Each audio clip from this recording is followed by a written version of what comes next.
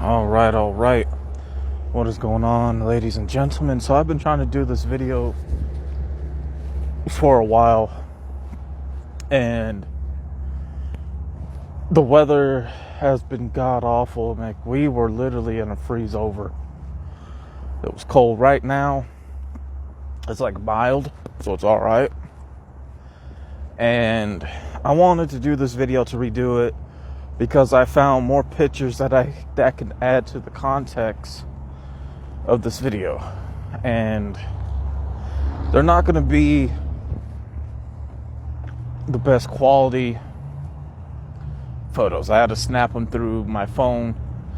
I wish I had a proper disk drive. I do not. I had to load these up for the Xbox 360, and I do wish that the PlayStation could take photo disc like this, but they can't, because this would have made my job easier if they could, where I could just put them in the PS5 or PS4 and add them to the flash drive. And I know they said you could take screenshots with the Xbox 360, and you cannot take screenshots with the Xbox 360. That's a total fucking complete lie. The 360 console model I have was the last console they produced, the Xbox 360E, which paved the way for the I think it was called the Xbox One, I believe. So, like I said, these ain't going to be the best quality, alright? But they're going to pop up on the screen. And I have them on my main phone that I'm going to be looking at, because I want to make sure during the editing process all this is going to match up as well. Because I'm just not going to talk about why parents shouldn't have their kids in Scouts, but the politics of it. And it's the financial side of the whole ordeal, as well. And I just want to bring this to light because there's so much bullshit. So from my understanding, Scouts, the Boy Scouts, are no longer around because a lot of that stuff now is considered vintage or antiques. You're not gonna. I used to see a lot of that stuff around in sporting stores, gun stores, believe it or not, and you don't see that no more. Not even in Walmart. Some people may feel like the pictures just ain't enough for this video. They're going to want to see, do you still have your uniforms? Do you still have your badges or pins? Unfortunately, I do not have those things anymore.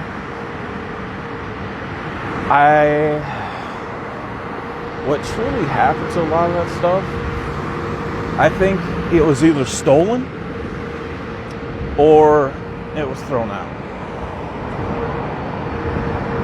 It's one of the two. Either somebody stole them, because we have people in our house at times. We had things that came up missing a lot.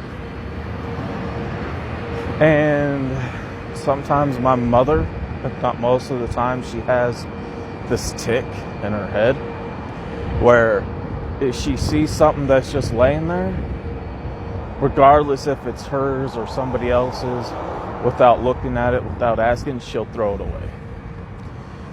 So there's a good chance it could have been thrown away, because she had me throw away my Scout trophies, my ribbons that were first, second place ribbons. And I remember one time my father asked me, "Hey, you know what happened to all your Scout stuff in that small container?" I was like, I know what you're talking about, but I don't know whatever happened to it. Really? Yeah. Wait, what? Like, do you know exactly where it's at? Last time I was in the kitchen, it probably got thrown out. Why'd it get thrown out? Mom had me throw those trophies away because he wanted to build me a display case to put all my scout stuff in so I can have something to look back on. You know, regardless of the bullshit that came with everything I'm about to share. So let me go ahead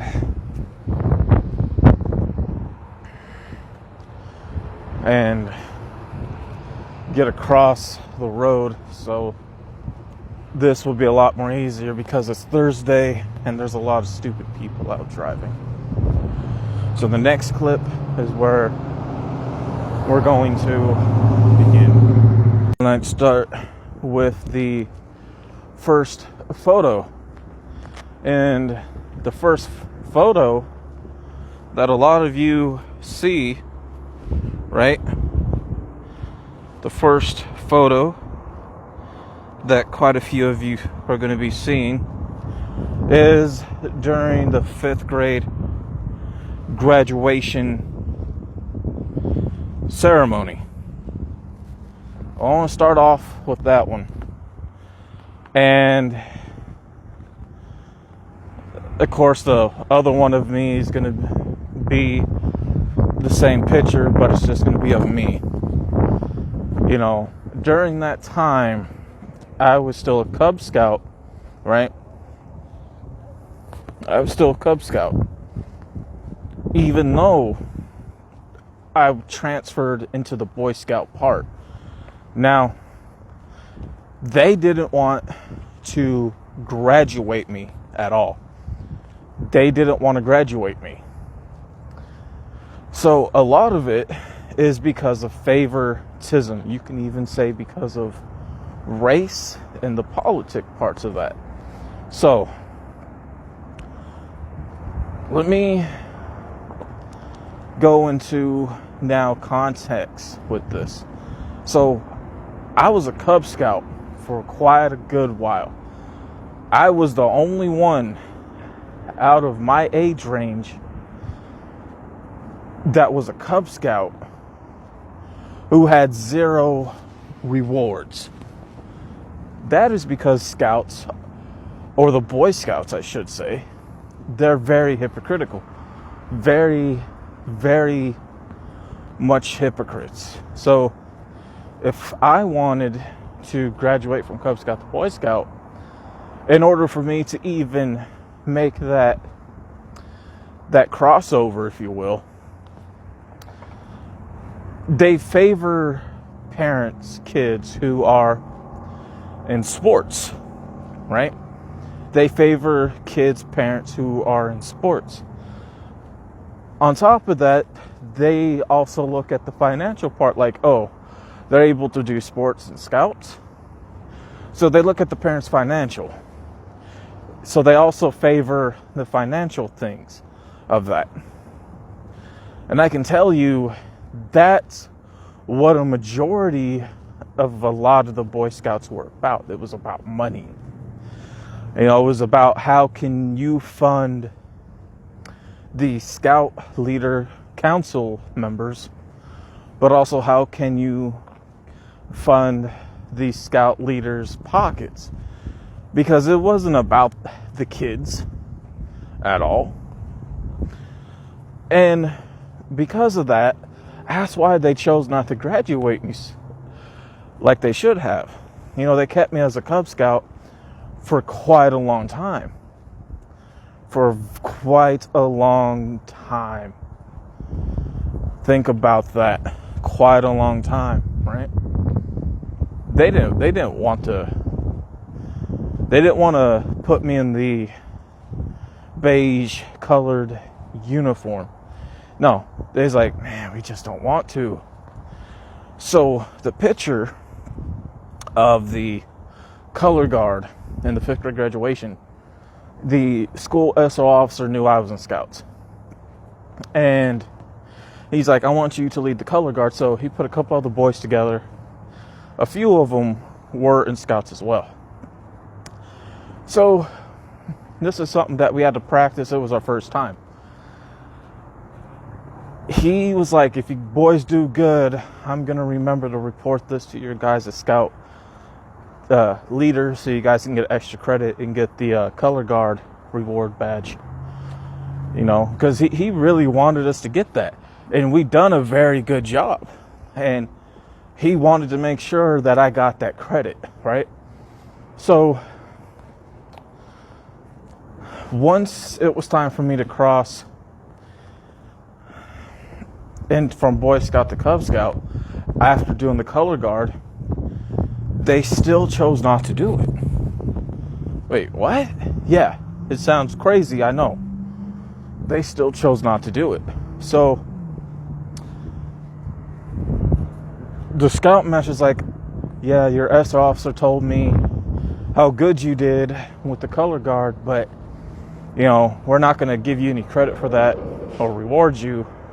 You know, that doesn't count. That has to be with the whole group. You know, that has to be the pack. So a lot of the other kids, when it came time for their 5th grade, you know, graduation, you know, even when some who were graduating from middle school as well, who done their color guard, not only did they get the credit, but they got their reward for it. But yet, they chose not to give it to me. And that's because, again, one, they're not too fond of anybody who's a half-breed, black, or native, right? Or Latino. They knew I was a mixed race. But they also knew my parents were poor, and I wasn't in sports. And that's why they didn't give me the credit. They didn't give a lot of us boys that credit. And when my SO officer found out, he was disappointed in them. He was disappointed in them. You know? He was disappointed in the scout leaders. So that's why they decided not to reward me, is because, again, favoritism, right? So let me find it if I can. So the next picture is going to be of me finally making that crossover from Cub Scout to Boy Scout. Now check this, right? They decided to cross me over in the winter time when I was in 6th grade. When they chose to cross me over, I was finally happy. I was relieved. But guess what? It gets better, though. Oh, it gets better, right? They decided still not to give me my badges at all. None at all when it came from me being a Boy Scout. So when I crossed over from Cub Scout to Boy Scout, finally, guess what? I still had no rewards, no patches, right? When it came to taking off the blue uniform and putting on the beige one. Because when you do that, you're supposed to have your rewards and your ranks on. Nobody can figure out why that was, why mine's wasn't on there. So they had the ceremony and everything, right?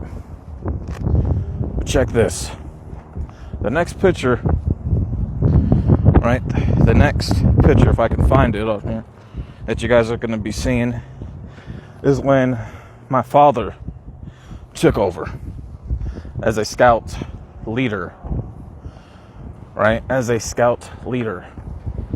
So when he done that, within that picture, that night is when the rewards that I was supposed to get from Cub Scouts, I ended up getting in Boy Scouts. So he made sure of that. And then the rewards I was supposed to get from Boy Scouts, I ended up getting. So this is where we get into a lot of the hypocriticism of the Boy Scout community, favoritism, and the politics side of money. So, let me see. Let me go ahead and pull this up. Because I want to make, because again, I'm trying to match all this up with you guys. So, the next pic that you guys are going to see is me and my father. Picture together at the mall, right? That day, it was the box cart derby race, right? And they had this track that my father built. And you guys are actually going to see a picture of this track soon, right? There's a picture of a track my father built. So now you guys see the picture of the track my father built. And this was the other race that took place in the elementary school that I just graduated from. That track, I don't know specifically who ended up getting that track, but I can tell you this much. My father, even because he did such a good job on that track, the Scout Council community, or the Scout Council leaders for the Scout community, they came to him and said, hey, can you build us a bridge, a graduation bridge from Boy Scout to Eagle Scout? My father said, yeah, I can do that. Now, there are more pictures of a lot of things that took place with the so-called camps and ceremonies my mother has in her room in a blue bin. When my father built that bridge, he said, this is going to be the same bridge when the time comes for you to cross over from Boy Scout to Eagle Scout. The same bridge that I'm making. Right? Because my father was looking forward to that day. That day would never come for either of us. And I'll get to why that was later on. But there's a physical picture, and I can't find it because, again, my mother has a lot of stuff. When the scout leaders, or my father specifically, is like, I'm going to take you guys, the pack that I was in, I want you guys to experience the ceremony from graduating from Boy Scout to Eagle Scout. And we saw it. Right? We saw it. There was a lot of them graduating that night. Quite a few. The next picture that you guys are going to see, right, is the Scout pack, sign. A lot of the packs had to have something to represent them. And my father made that, right? Now, whatever happened to the bridge and to the track, I have no idea. I do think the Scout Council community members kept that, because till this day, or before the downfall and the closure of the Boy Scouts, and I remember the year that was too, 2006, 2007, if I'm correct. I think it was definitely 2007. But even after that, when they tried to stay afloat, they used that track and that bridge for many years. Now, what truly happened to it after everything, you know what, I couldn't tell you, but my father never got the recognition, credit that he deserved for that. So, because my father chose not to play by the rules when it came to funding, so to speak, or scamming the parents, he didn't care about that. He wasn't in it for the damn money. He wasn't going to fund the Scout Council's pockets. No. He was about teaching the boys, us kids, actual stuff. And my father, before he met my mother, before he had to adapt to the city life, and it was hard for him to do that because my father was raised in the mountains, born and raised in the mountains. He was an actual mountain man, a real pioneer. He even was in the military, the Army, for 7 to 8 years. He served between the Vietnam and Gulf War. And a lot of the stuff that he grew skills for and experienced, he taught to us kids, as in the proper way to tie a knot, sharpen a knife, carving, arts and crafts. Like, he wanted to make sure that we got the best experience. And he made a lot of us kids the wolf pack handkerchief tie clips to really be more representative, right? So, because he wasn't in it for the money, what the next picture that you guys see is the plaque that was rewarded to him. Because that was them saying, we have to let you go because you're not playing by our rules. So a lot of his techniques, a lot of stuff that he presented and taught us kids, the Scout Community Council stole a lot of that and gave somebody else the credit. Because when it comes to the whole talk of the Boy Scouts really being supportive of veterans, I can't tell you how much bullshit that was. I cannot tell you how much bullshit that was. Because the Boy Scouts and how the Army trains are both the same thing. When it comes to basic training, it's all the same. Because if you were in Boy Scouts, you're going to do the same type of training that you had in Boy Scouts when you join the military, when it comes to parts of the basic training. So there's no real difference. But the whole talk of them being supported of veterans is bullshit, because there was a lot of kids' fathers who were veterans, and those same kids' fathers who were veterans, a lot of those kids didn't get rewarded because their dads were veterans, and they felt like, oh, because your father's a veteran, you're not really learning anything from us. You're learning from them. And I say that because my father, when they's like, okay, we want to take you boys rifle shooting, my father's like, well, my son's not going, because my dad is strict. He doesn't want anybody teaching me how to shoot but him when it comes to handling a rifle. Now, I never got to shoot a rifle until I got a little bit more bigger, older, out of high school. I didn't get a chance to shoot my first rifle till, I can't remember. I was in my 20s. I do know that I was in my 20s, because I'm 33 now. But when I shot my first rifle, I was definitely in my early 20s, and I didn't have long till I started hitting my mid-20s. But I was in my early 20s, and my father wanted to make sure that if it came to anything like that, he wanted himself to show me and to teach me personally himself, to where I wasn't pressured or where I wasn't rushed. Because a lot of stuff that I have tried to do or experience in Scouts, I was pressured and I was rushed. And it was always like that, and he noticed that. And that's why when it came to certain things like that, he's like, no, my son, I'm going to teach him,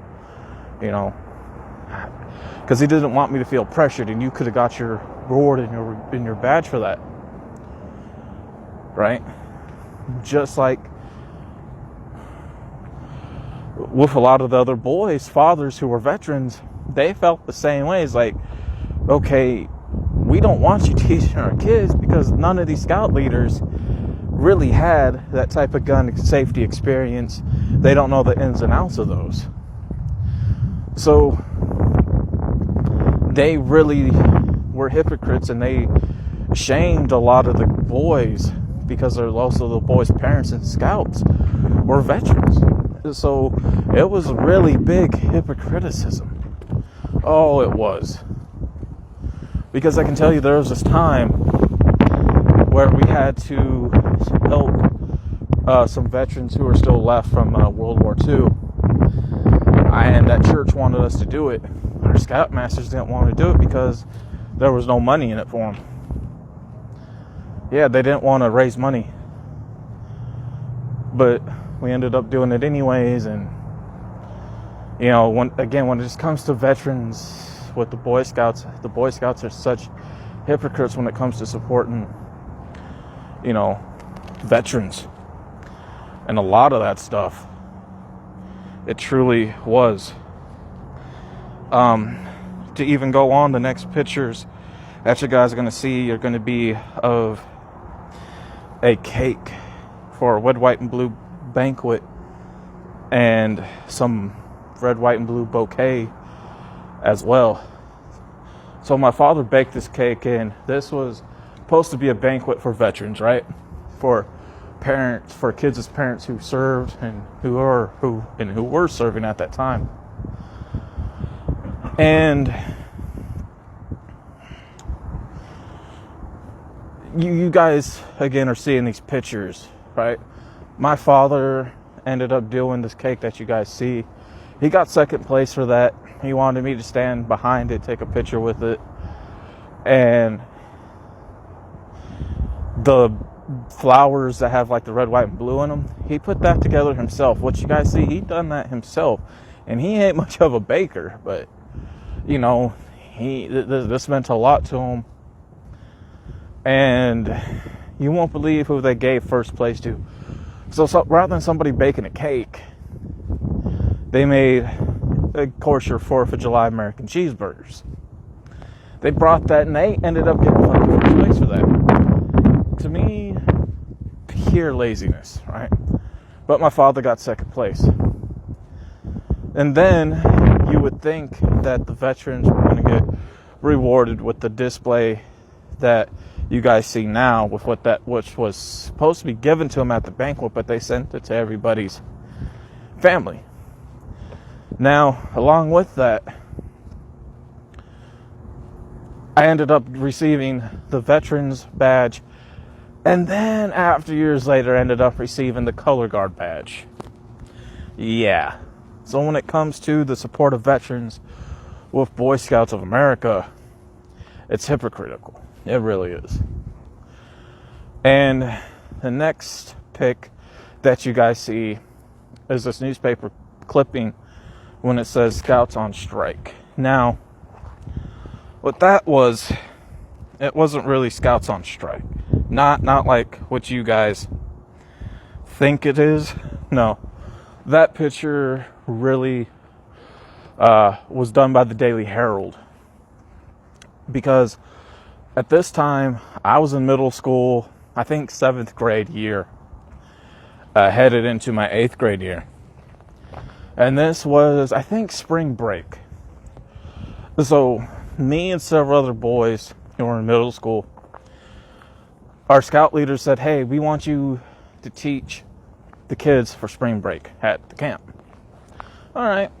And that whole week, those kids who we taught loved us, because when we were there during spring break, when it was us doing those activities with the people that were supposed to be teaching us, they never taught us anything. They didn't give a shit. So we said to ourselves, hey man, we're not going to be like the people when we were here who were supposed to teach us and they didn't. We actually taught these kids. We were hands-on. And if they needed help, we helped them. If they had questions, we answered them. Okay, we weren't going to favor anybody. We weren't going to look over people at all. So, every day that went by, we had to teach a different class. The only class that stayed the same for us boys who were teaching was the first aid one, because there was a lot that went into that. But I can tell you, the kids definitely wanted me back for the arts and crafts, and they was like, no, we want Chaz to come back to teach us for the arts and crafts. So I had to go back for one more day to teach them with arts and crafts, because they didn't want me to leave. Like, I was hands-on with them kids. Hands-on with them with the archery, first aid. And when it was lunchtime, You know, when I was young, mannerism by adults would say to the kids, hey, you guys go enjoy your lunch. And when it was time for those kids to eat lunch, I would tell them the same thing. Hey, I want you guys to enjoy your lunch. Because that just shows good manners as a young adult teaching kids. Because that was the same thing that was really said to us before. So it's only right, and it felt right to say that to them when it was my turn to teach. You know, it really felt proper to say that. And because we did such a good job, the parents really adored our work. And so did the Cub Scout leaders, who were mainly women during this time. They all said, hey, we got to get the Daily Herald out here. We want to brag on these boys doing such a good job teaching. And they're middle schoolers. Oh my God, that's unheard of. So we were interviewed, and, you know, we had our pictures took. And, well, when our scout leaders and the scout community found out, oh, we just want to say you boys did a good job. And then that's it. If we did such a good job, why didn't you not have us back? Oh, it's because we actually taught. Oh, okay. See, that's why they didn't have us back. It's because we actually taught. And we teached to the kids. See, they didn't want us to teach them, but we taught them. That's why they didn't have us back. Because I promise you this, what I'm about to say, right? I promise you this. The next picture, as you guys can see, this is me, right, with my box cart derby trophies. First place, second place trophies. I miss those trophies. I really miss those trophies. I do. I only got one of them now. I only got 2 cars left. And when I saw that, I started thinking back of a lot of the rewards, because the experiences that I faced were not good experiences. And those rewards all came to me in the end. And I'll tell you why, because this next picture right here that you guys see, I was already freshman year high school. That's when I ended up receiving all these awards I should have got. And mind you, I don't have these anymore. They got thrown out or stolen, but I'm going to say definitely thrown out, because my mother threw them out. Right? But she wants to put it as they were stolen, and they weren't. So this in particular day right here is when shit fell apart. Now, what do I mean by that? This is when the true colors of the Scouts really started to show. Because we did such a good job teaching. Right? We weren't supposed to be teaching. That's why they didn't have us as teachers for summer camp at Boxwell. Yeah, they didn't want us as teachers for that, because we know we would have taught, right? So when I was in Boxwell a lot, I done all this work not to get rewarded, because after Boxwell week is over, it comes time for rewards. Again, those who are sports and who donated money, right, got rewarded.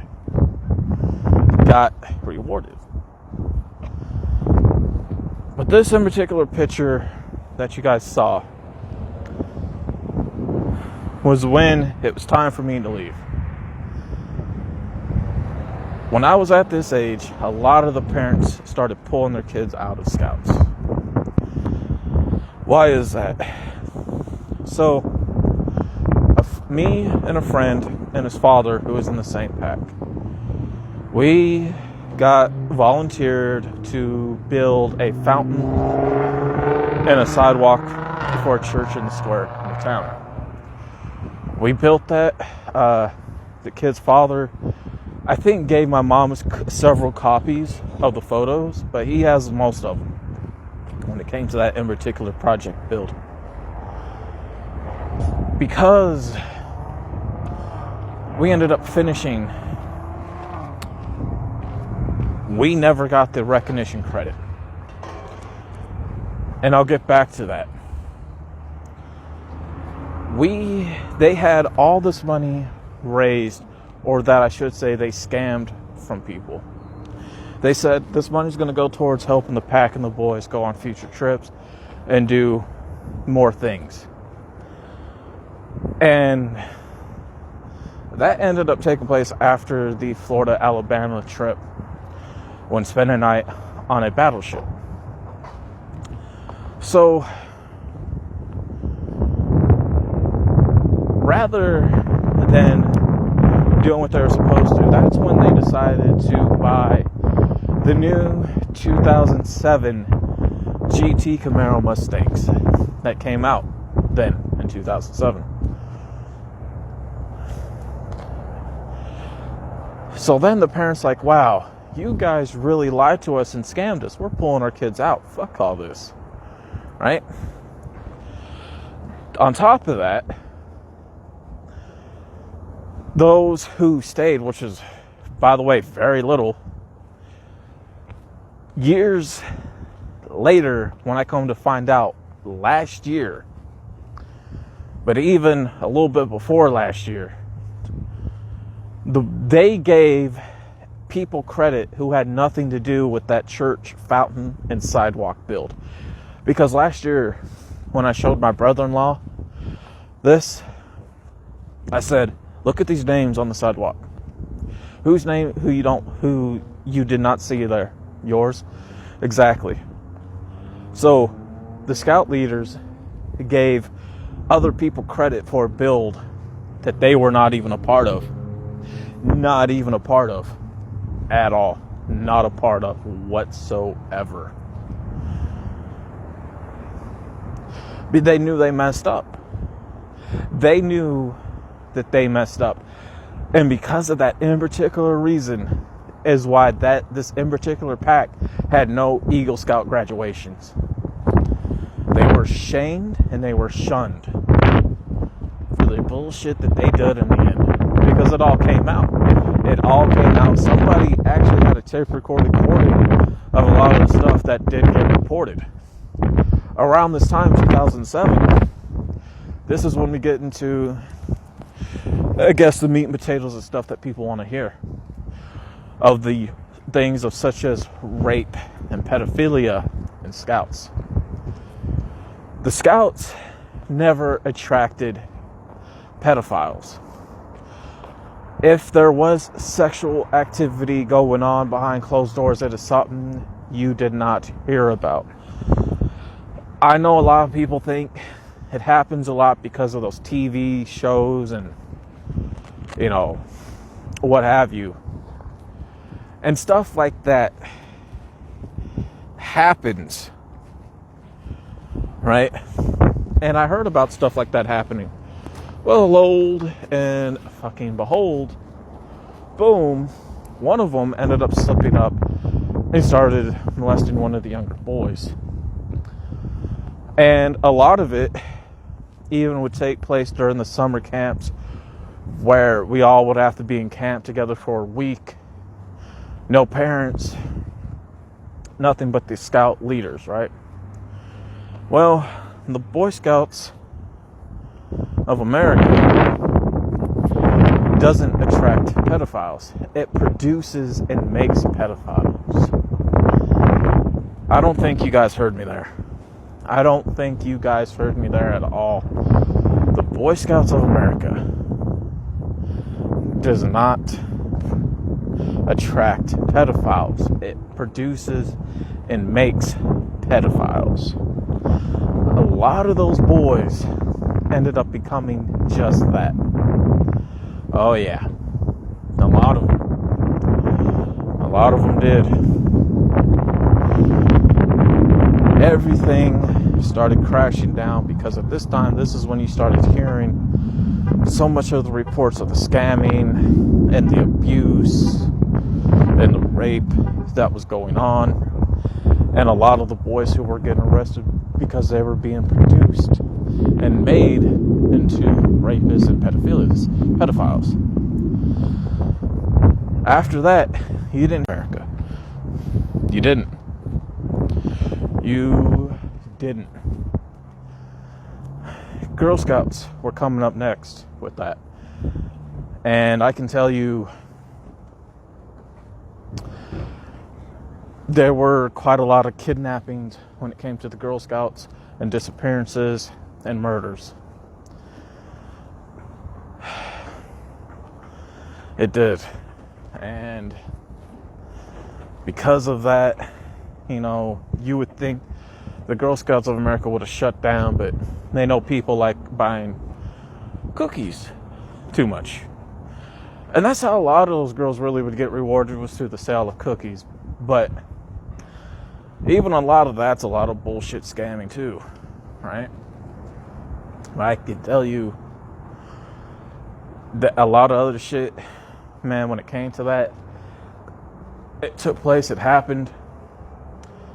There were other stuff involved, things that are hard for me to talk about, that I don't think I can ever share because it's too hard to say.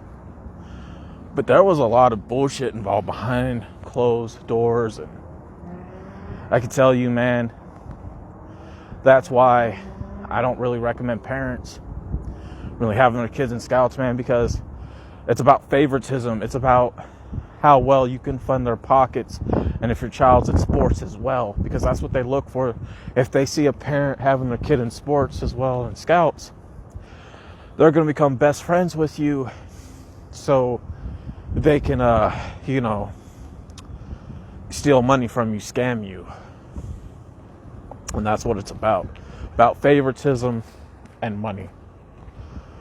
So hopefully with these pics, added more context for you guys, and everybody kind of understands. With that being said, I'm out. Peace. And I'll add this part to the video.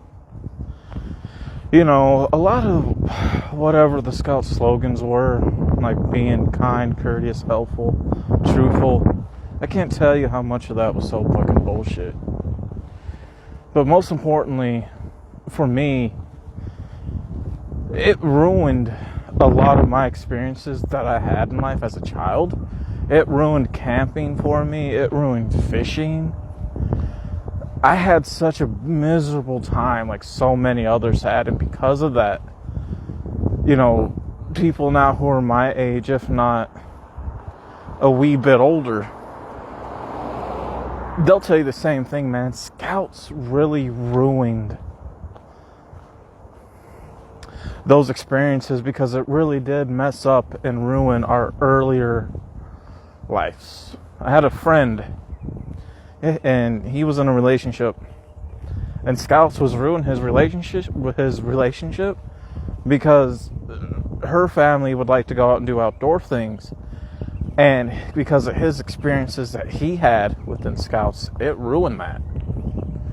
So she had him get out of it, and she saw how bad those experiences were for him and why he just doesn't do outdoor things anymore. You know, same thing with me. I don't enjoy camping or fishing. It really, really did ruin those things for me. It did.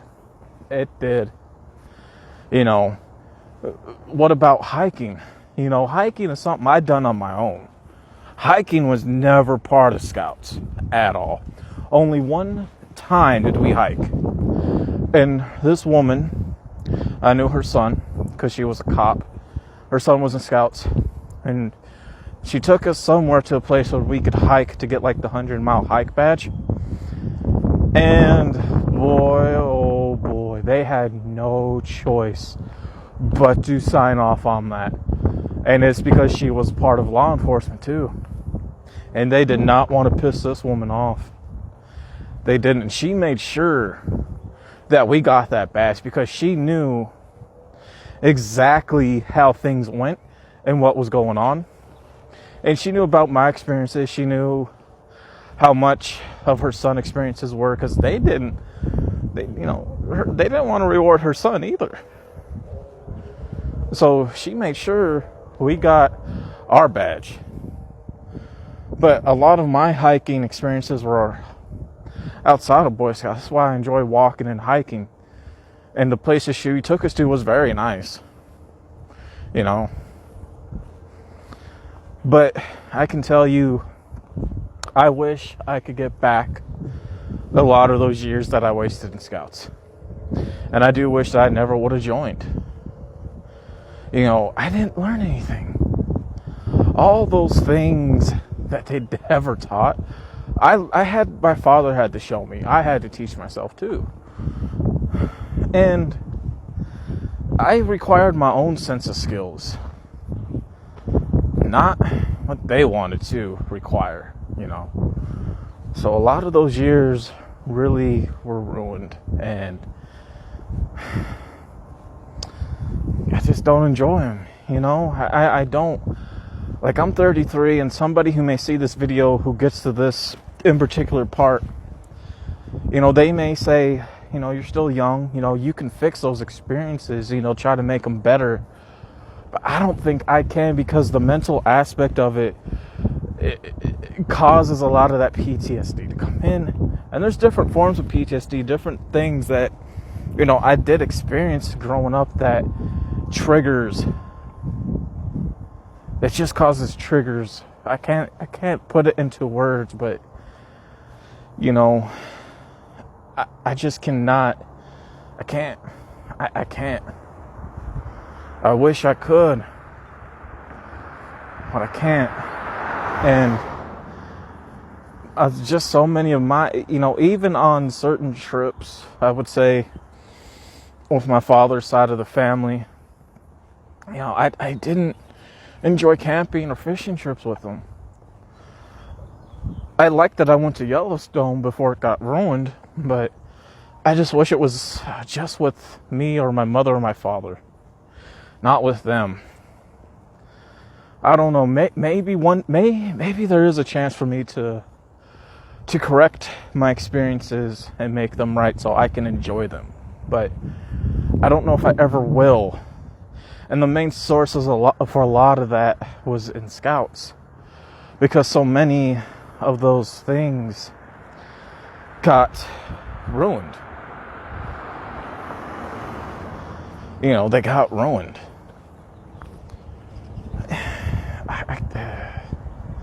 You know, especially when it comes to like donations and shit like that. Like, there was a time where we had to order shirts for a trip, and my mother, you know, I was a bit chunky back then. I was considered borderline obese, and I said I needed a 4X.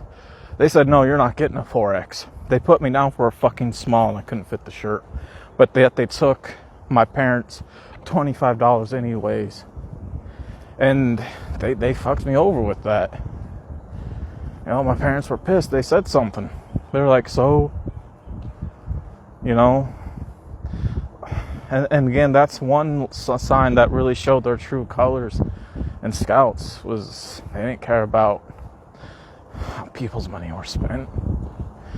But again, I wish I could just get back those years that I fucking wasted in Scouts, man. I wish I could. I do. I wish I could. I cannot stress it enough. Parents who see this video, please do not have your kids in Scouts, man. I am begging you, because you're really going to ruin your kids if you put them in Scouts. I can't stress enough how many people who are my age now who are so messed up because of their experiences in Scouts, man. A lot of them are in therapy. A lot of them committed suicide. A lot of them got locked up because they were tampered with, because they became rapists now. Being in Scouts really did that to a lot of people. You know, there's girls who are in Girl Scouts, man, who can tell you the same thing. And so many of them got turned out. So many of them hate being outdoors because of their experiences and shit that they saw. My experiences got so fucking ruined. Again, I can't stress this enough. You know, if you think about putting your kids in Scouts, please do not have them in Scouts. I really beg. Are you mad because you're really going to screw with their minds mentally doing that? You want your kids to have the best experiences. And that's one thing the Scout community council members and Scout leaders were not fond of. They didn't like, and they didn't want the parents really involved in a lot of the trips. You know, they didn't. But I can't stress this enough, man. I can't. So I'm sorry this video's long, but you know, I wanted to really get this off of my chest, and it's therapy, and it does help me coming out about these things. My experience was so fucking messed up. Can't stress it enough, man. Somebody invites me to go fishing, I get squirmish now. I do. Somebody's like, man, you want to go camping? I get petrified and I get squirmish now because of my experiences from Scouts. But yeah, I'm hoping this video helps people who stumble upon it. I'm out. Peace.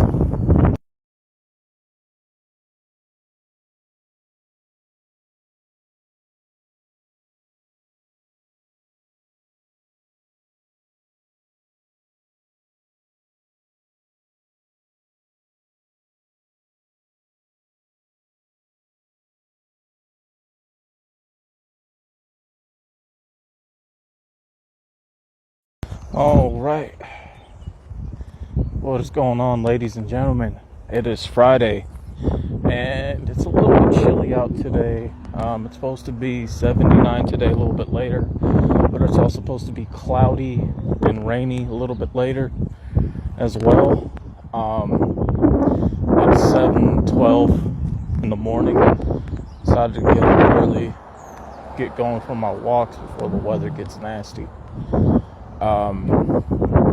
However, this is going to be the first part of part 2 to this video, how Boy Scouts ruined my life.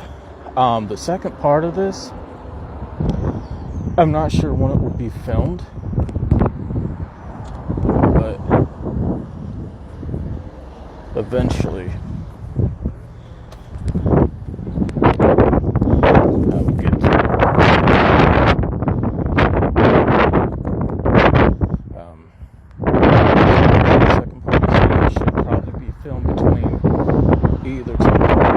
on Saturday, it's supposed to be tomorrow, or Sunday next. It's a bit sunny out today. I don't know. No one. I think I might actually try to film it today. It's going to be quite a bit of walk, but I do want to share definitely some important details, so that's what I'll do.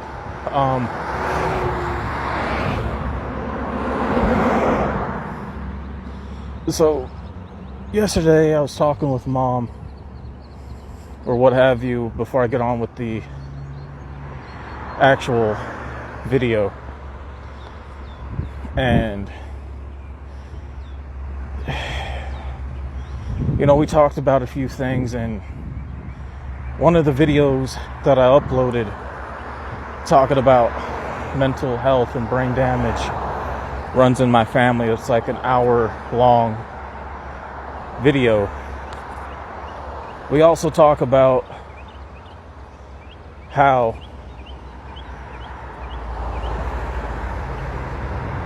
my sister is messed up in the head. And she decided not to make an appointment for my niece, my own sister, her own daughter. And my niece had to go to her grandmother, which is my mother, to get some of her medications, and she broke down crying. My niece did. So my mom's like, I'm going to make you an appointment, doctor's appointment, because, you know, her womanly functions aren't acting right. And my sister doesn't seem to care about her own child, that she's in pain.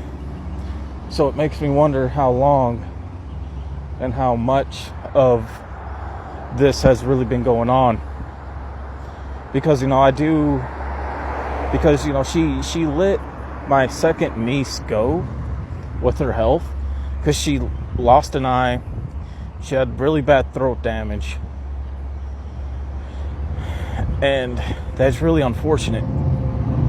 But even my mom agreed with me that, my sister has mental health issues and brain damage that she caused to herself when she fried her brain from all those drugs that she was on and doing over the years and even till now.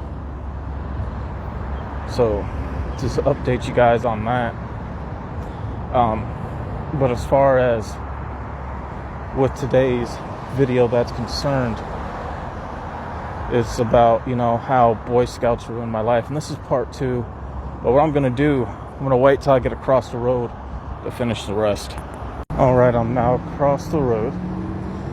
So, for today's video, I'm going to be making my way down towards a location to a church with the Boy Scout project that I was involved with me and another boy who was in my pack or in my troop. Of course, his father. And I'm going to show you guys the sidewalk and the fountain that me and him and his father made for the church. You guys are going to see the names on the sidewalk, and you guys are going to notice that my name is not even listed. And we'll get more to that. So, when I was going through and doing a video for my binder collection, what do I keep in my binders? The picture that you guys are going to see is going to be of a Boy Scout reward certificate, stamped and sealed, with that gold flaking in braille. And that was an 03 to 02.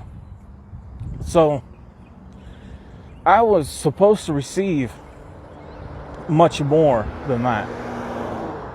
And I actually forgot about the certificate rewards. Believe it or not, I literally forgot all about those certificate rewards, actually, which is crazy because I would never really forget something like that.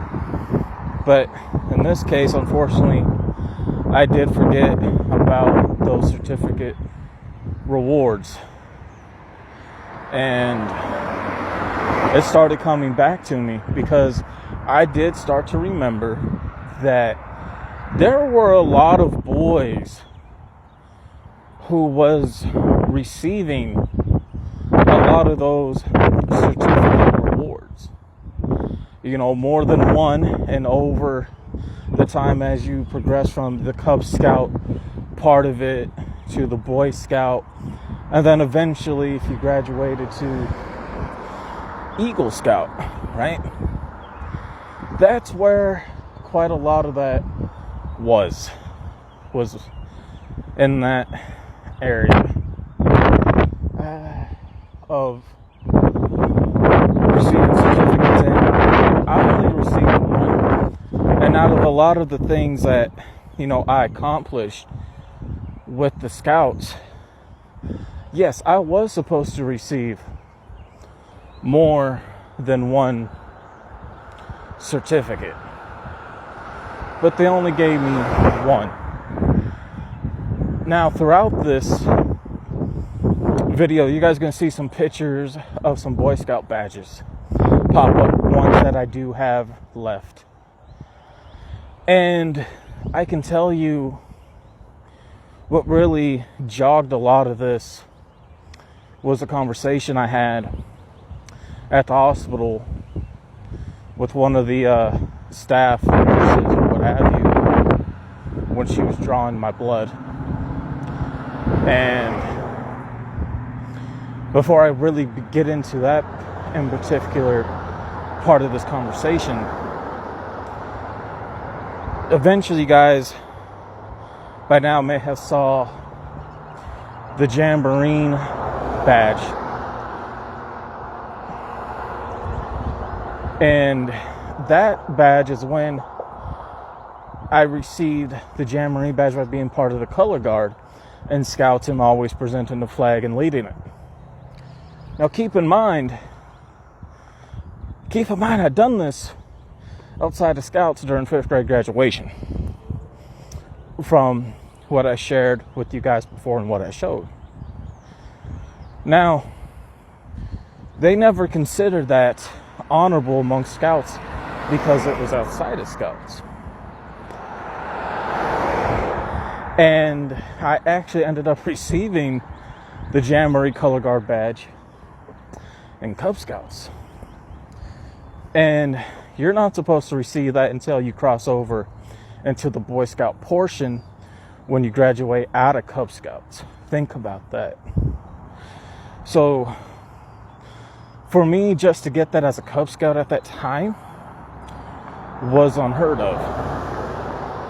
Now, when I was getting my blood drawn at this time in Scouts, not in Scouts, when I was getting my blood drawn a couple days ago, Wednesday, to be exact. I think it was Wednesday or Tuesday. It was one of those two. So when I was going to meet my new doctor, and when it was time for me to do labs, one of the, again, staff nurses who were doing my blood, she remembered me. She remembered my father being a Cub Scout leader, Boy Scout leader, because her son was in my troop, and my father used to hold a lot of those meetings at home down in the basement or at the church in the square.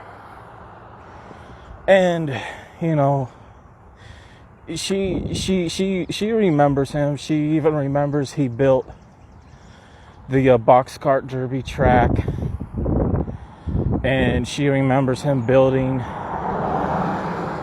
the Boy Scout Eagle Crossing Bridge when you graduate from Boy Scout to Eagle Scout. So she remembers that. I had to break the news to her that he did pass away from cancer not long ago. And her son now works in the medical field. And we were talking about a lot of the politics and how the Boy Scouts actually ended up shutting down. So me and her son first began in the same troop with a different leader at the time, and it was this woman who lived in a trailer park. I think it's not Woodland, but I think Woodside Trailer Park, if I remember correctly. There's a trailer park in town that has like a security code gate thing. In that area, back in the days when I was growing up, that's where they located a lot of the sexual predators at. Like that's where a lot of the sexual predators had to be located at. And over time, people forgot about that, and normal families started, moving into it. In particular, trailer park. I think it was called Woodside Trailer Park. Hold up, let me pause the video, look it up.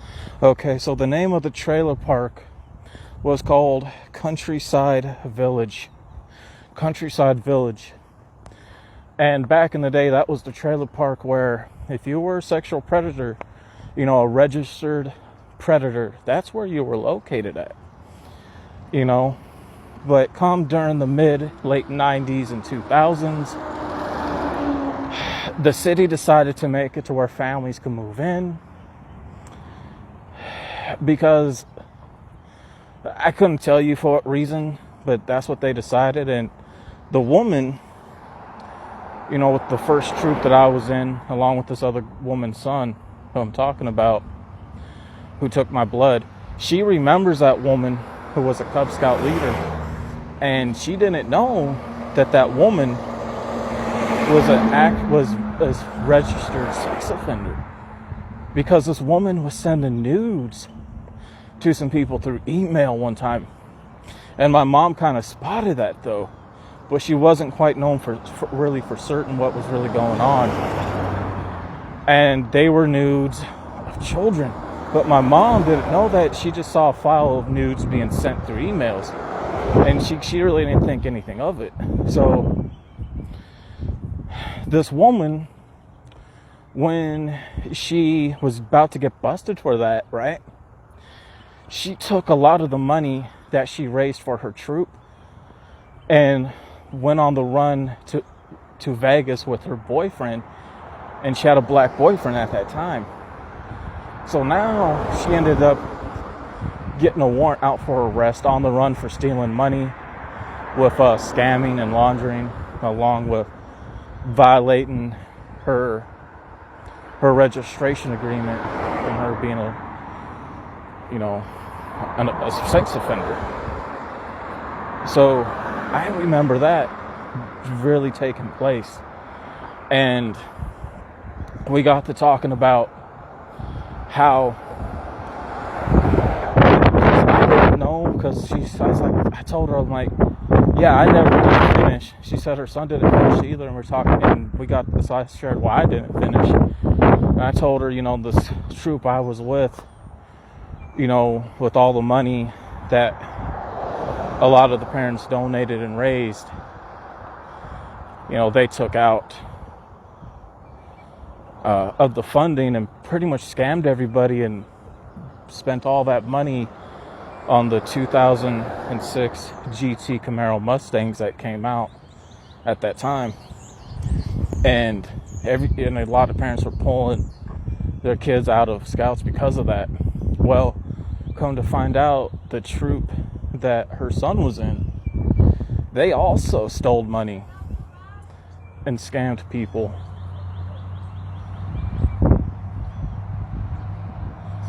At that time. And at that same time, going into, early 2007, a lot of parents were pulling their kids out of Scouts because every troop was involved with a scamming ring, a pyramid scheme of just stealing money. And because of that, that's why nobody ended up graduating to Eagle Scouts. Even as far as going into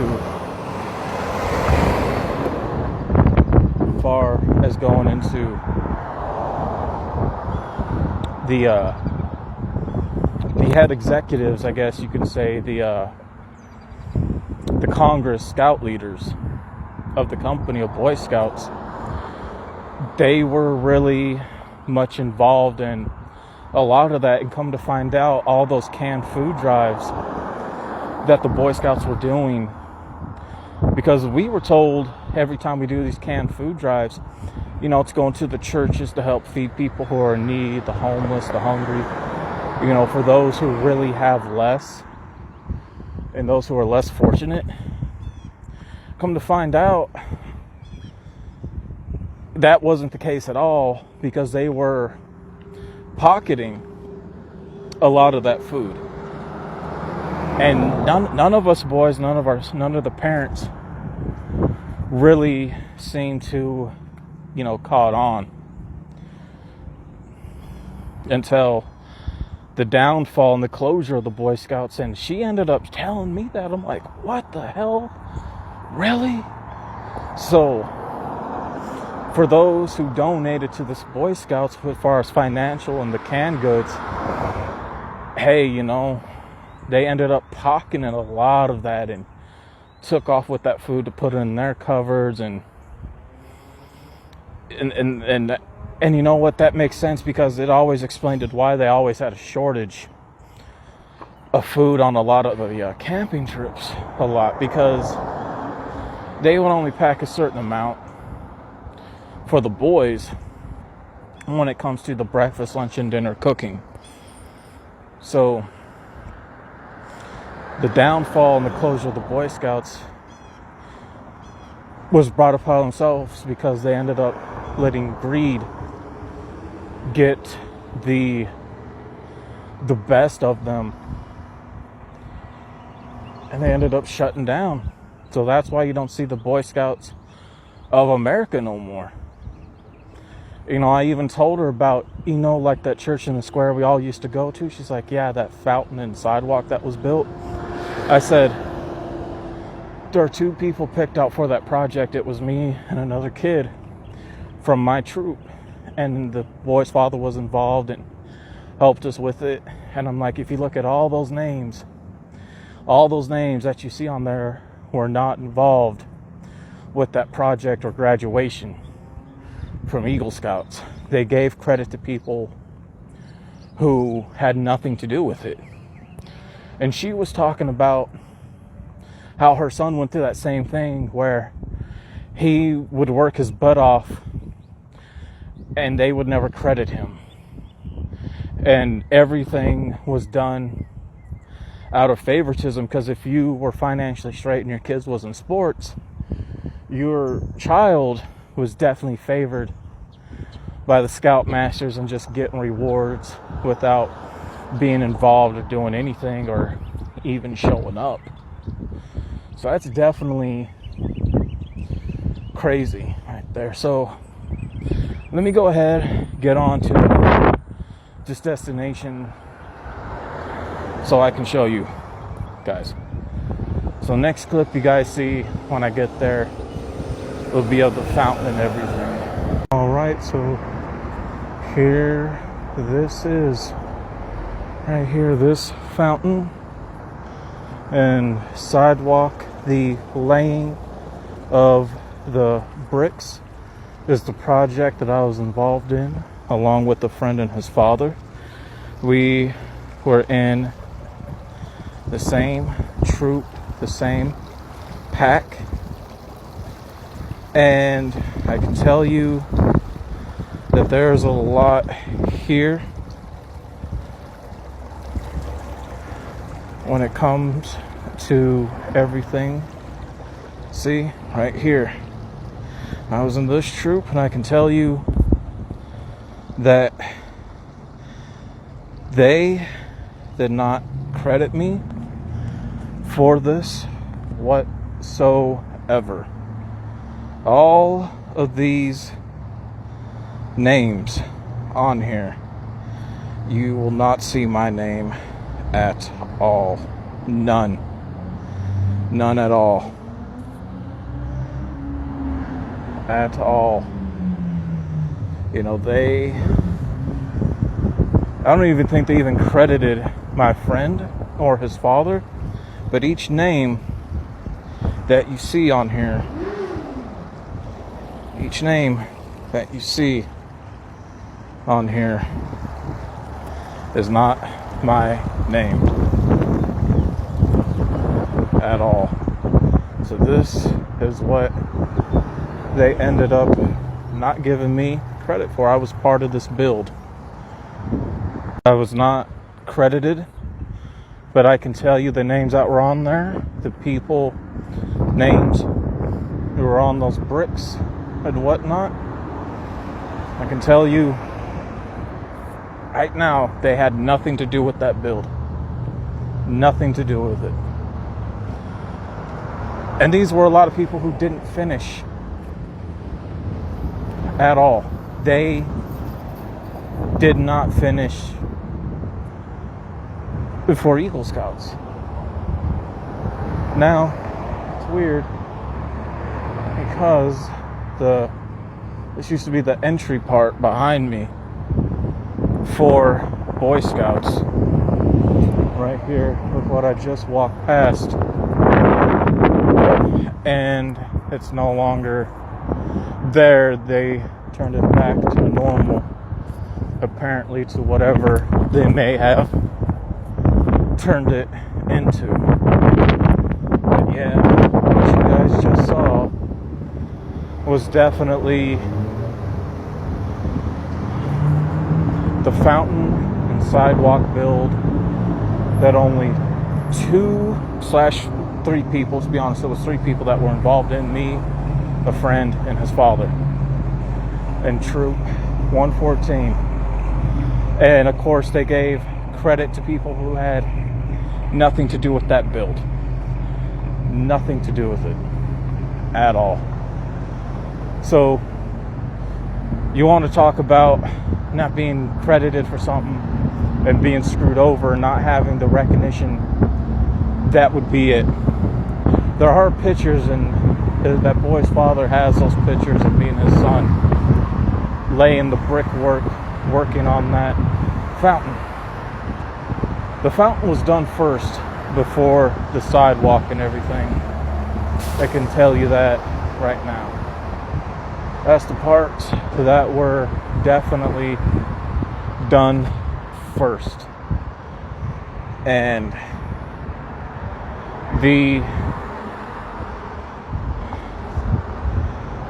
in one of the stories with that fountain, there was a homeless guy who ended up taking a bath in that thing out in public. I remember that. He ended up getting arrested though for, I forgot what he was charged with.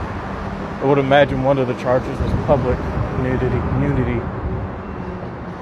But yeah, that was the fountain and the sidewalk that I was involved with.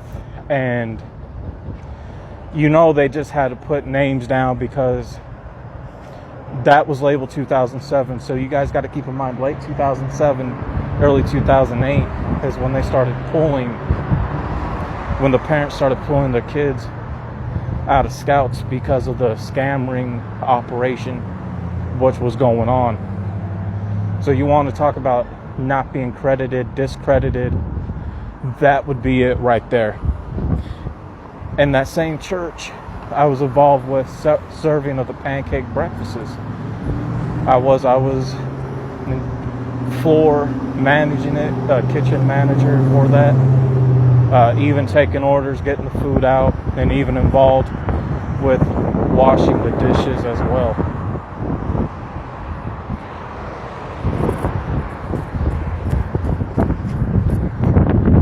Clearly with the washing of those dishes. And you know, if it wasn't that I was also involved in, I was involved with their church services over there in Scouts. For several Sunday services, like early in the morning and then in the afternoon. It would be me and a couple of boys, but you know, there wasn't supposed to be no rewards for that. But those who did show up got rewarded. But I can tell you, I was one of them, personally, one of them that did not get rewarded. Yeah, I was the first one there and the last one to leave when it came to those Sunday services for Scouts. Same thing with those pancake breakfasts, man. Those were something that you were not supposed to get rewarded for, but for some reason, again, with the politics side of it, with favoritism and everything, you know, that goes into that as far as financial and race. Yeah, those boys got rewarded. You know, something you're not supposed to be rewarded for. It was to help raise money. It was a banquet. It was supposed to go to charity funds, you know, to help folks who are less fortunate, who are in need. But, you know, when you're dealing, like I said, when you're dealing with politics like that, and then come to find out all that money didn't go towards what it was supposed to, and it was the Scoutmasters and the Scout leaders with the you know, the overseers who run the Scout companies at the time is who really pocketed from that a lot, and they got a serious tax write-off where they didn't have to pay a lot and all in taxes. And being in Scouts helps a lot of the Scout Masters and, again, the people who within the Scout community of the overseers who run the company at that time of the Boy Scouts, it's considered a charitable donation of a foundation. You know, that's supposed to be non.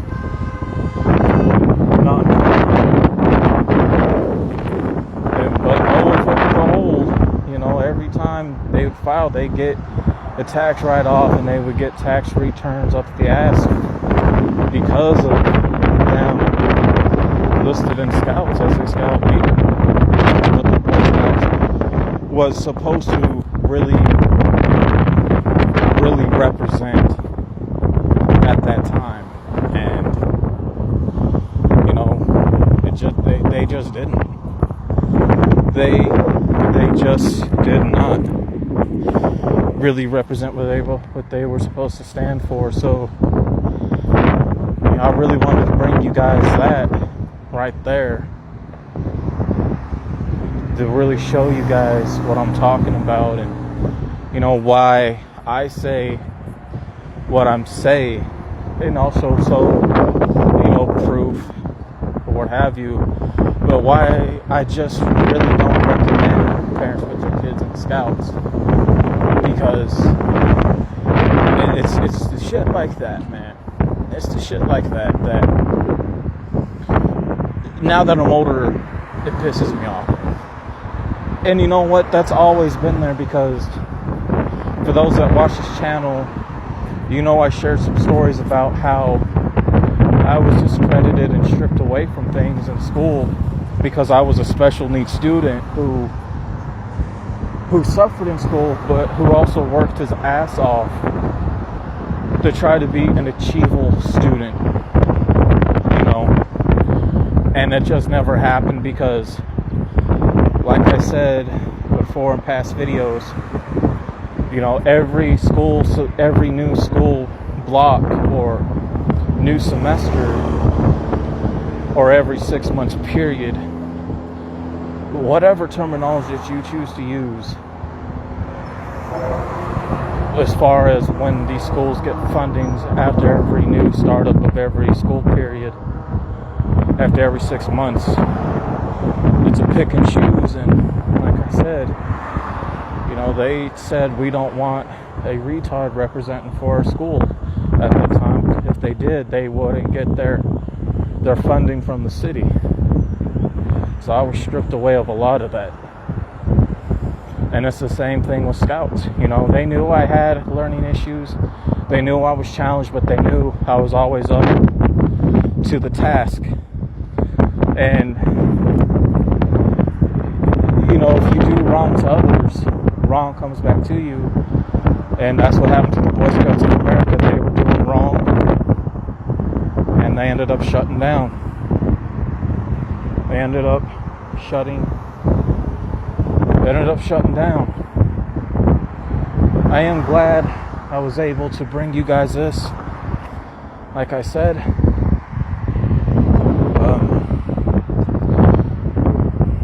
so for those that were, you know, wondering, should I put my kids in Scouts, give them something to do? Well, no, because of what I'm sharing with you, but also you know now that they're no longer around. And the Boy Scouts of America, and being in certain troops, and for me being in Troop 114, it left a bad taste in everybody's mouth over those years. And there are some things that, some rewards I'm going to try to get back offline that I can find that I know I had, just to have something to show as far as the proudness when it came to rewardsmanship, but also just dues, you know. So that would be quite definitely a lot of that. Not think too much else that I can show or share. I hope you guys enjoy. Peace.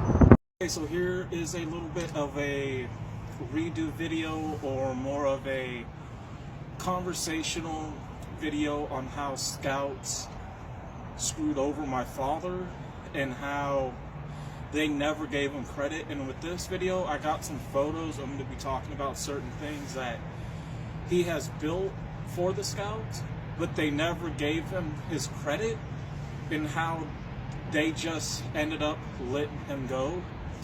Now, I talked about this in about 2 videos, maybe 3 at the most. I think maybe around 2 or 3 videos last year, where there's some videos of me talking about, you know, how Scouts ruined my life, and I also talk about the things that my father has done for the Boy Scouts of America and why they ended up letting him go, because he didn't want to play by their rules.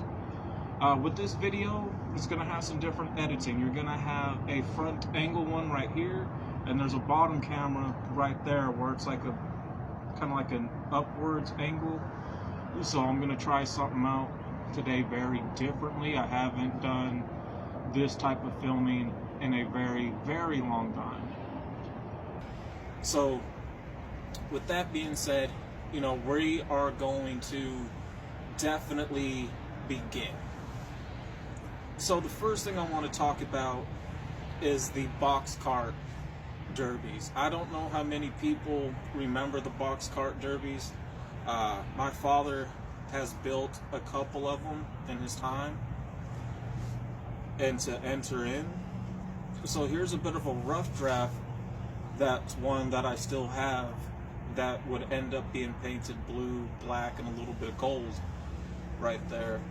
And he had and helped me build quite a few, but there's only 2 of them that I only have till this day. I do not know what happened to the others that he helped me build and to create. I'm not too certain whatever really happened with a lot of those. Like I said, I only got 2 of them so far. So there's a couple in here. I believe was the first one that we ever done, which was this blue and gold one with the name of the pack 251, and that was back in 2001 right there. I know there are some other pictures as well. Let me go ahead and find those, which are right here.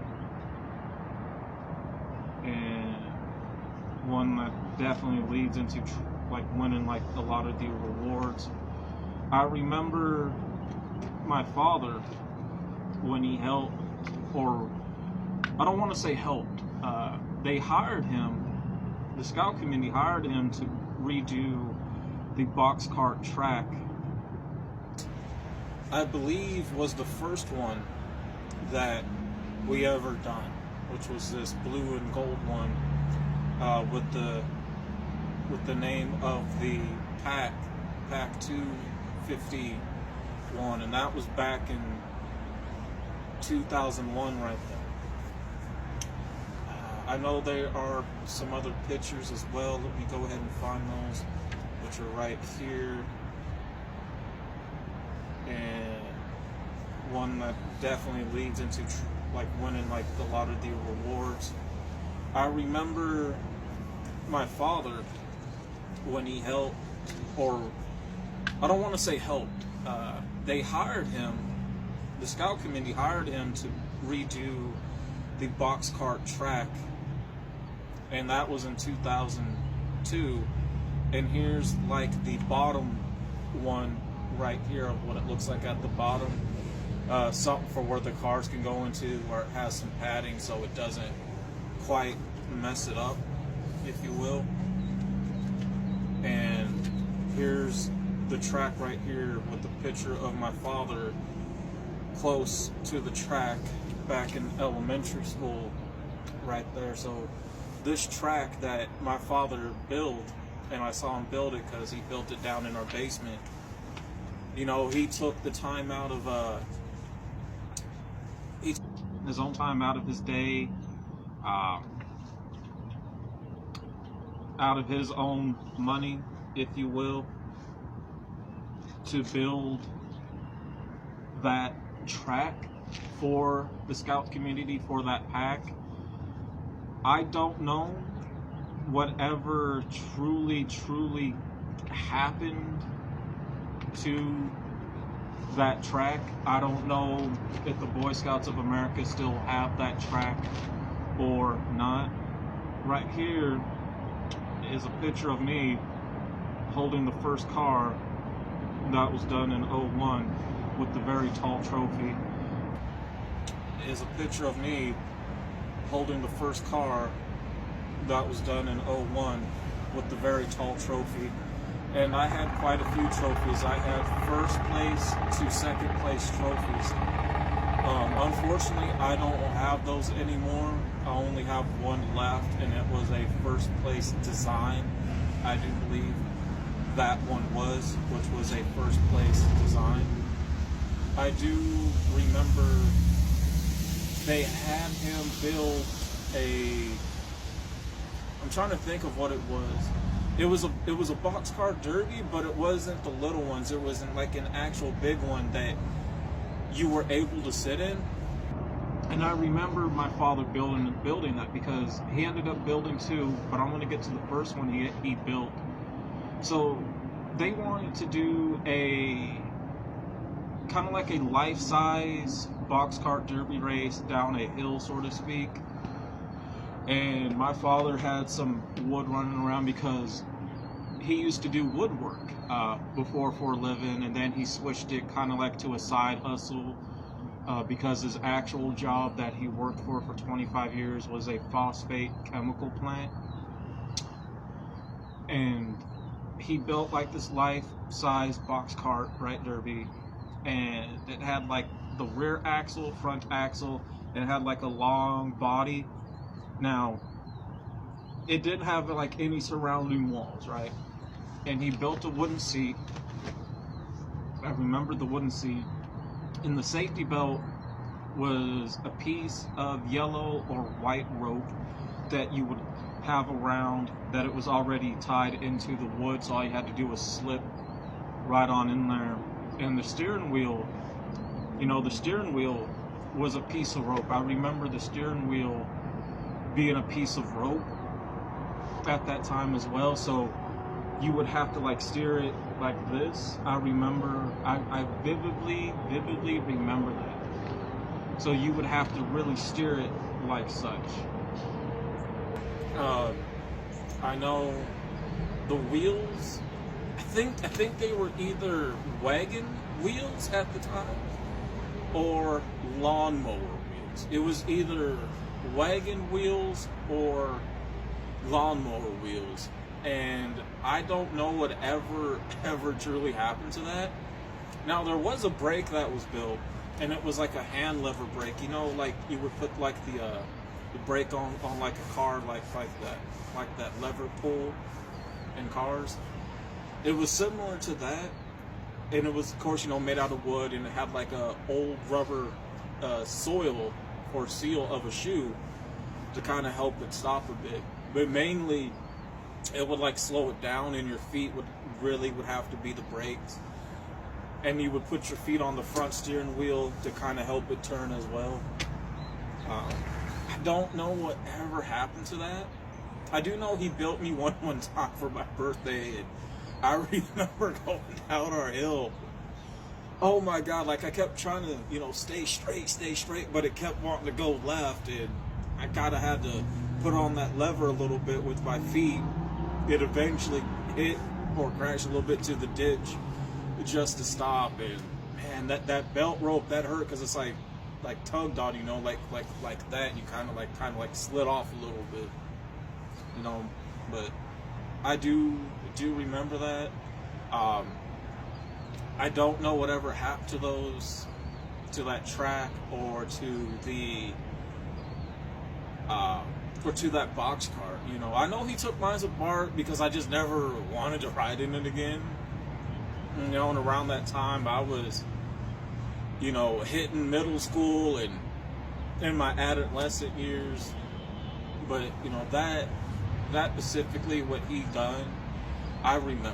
I really do remember a lot that he's done. You know, my father, you know, who was a scout leader, and this is a picture of him, because he was a scout leader.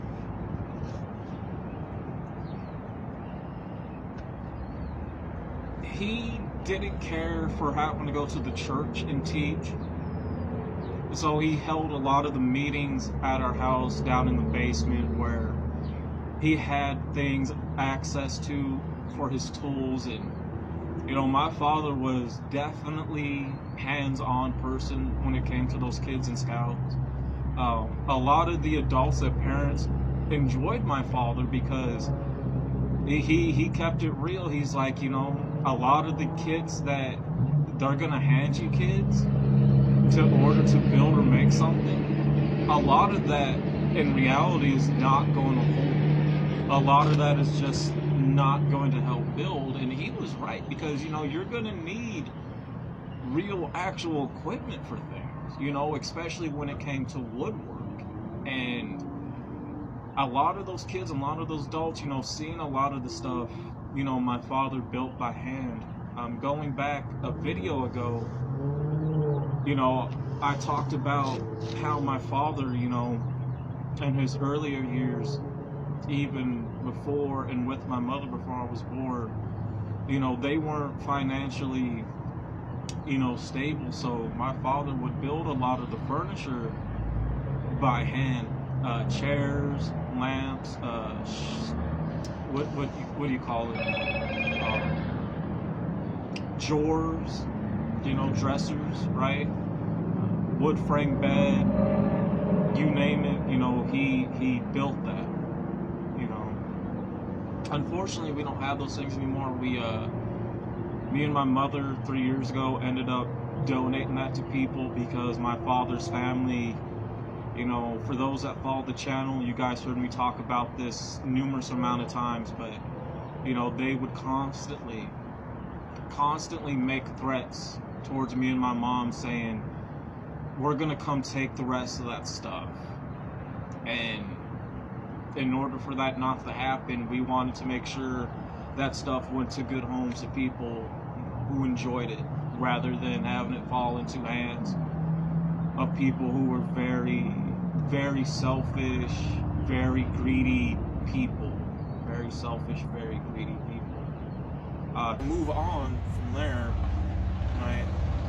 I'm gonna go ahead and dig these out. See if I can grab them. The next things that they had a lot of the kids and scout leaders do, you know, of the parents, was to make a cake, which was to represent for a pack.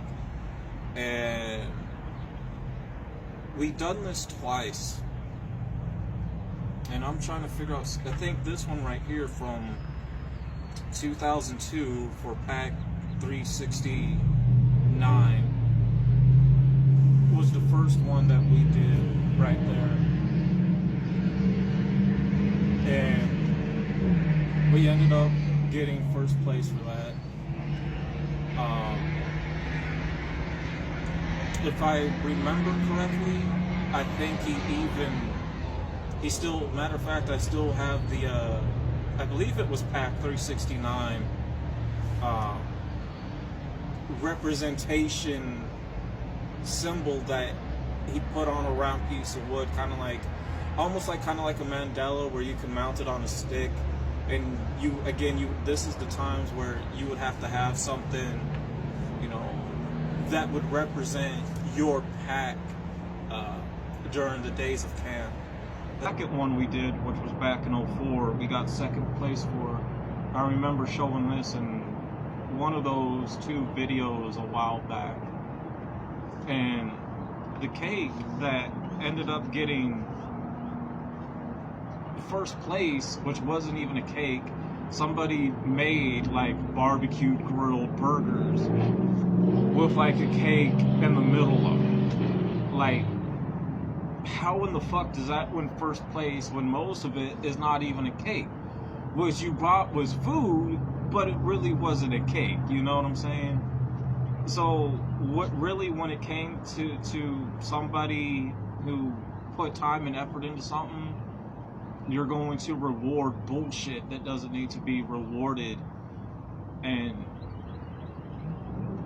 heaven forbid if they actually reward somebody for something that they actually do and put time into, rather than taking the easy route out.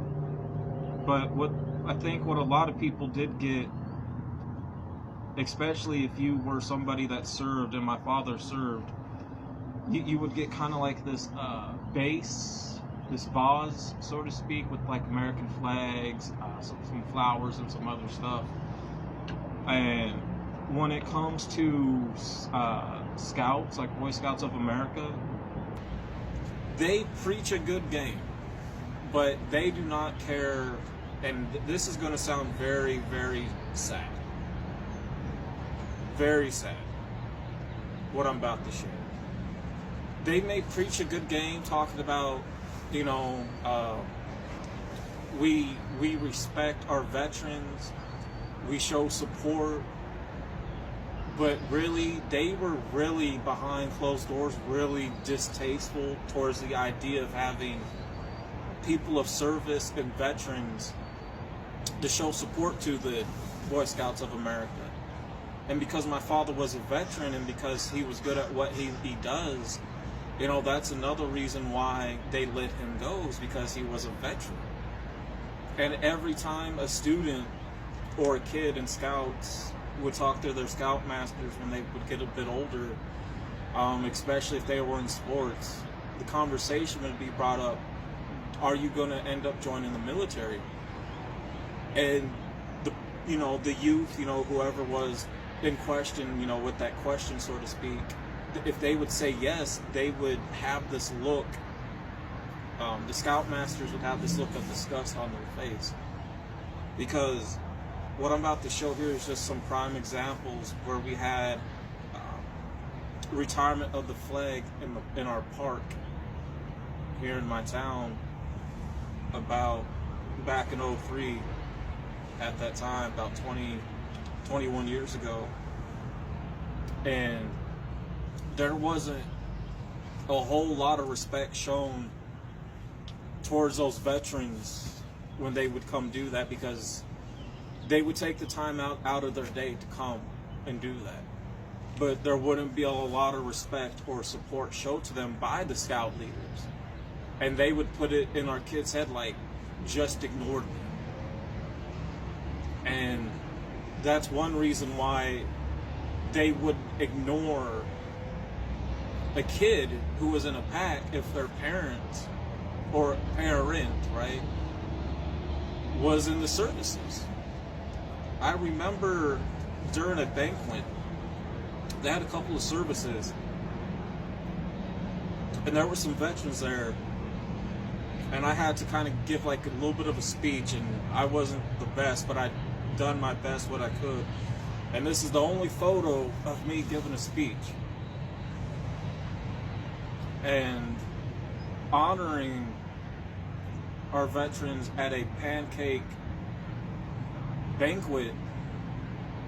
And I was the overseer of that. I was in charge. I made sure orders got out. I took orders. I even helped cook and serve the food. And this is the only picture that they will not show of me for several reasons. One, my father was a veteran. Two, I'm a mixed breed, half black, half Native American, and my father was white. Plus my father was in the service. But they'll show every other picture of every white child that day who gave a speech. I remember a very specific banquet to honor World War II veterans who were still alive.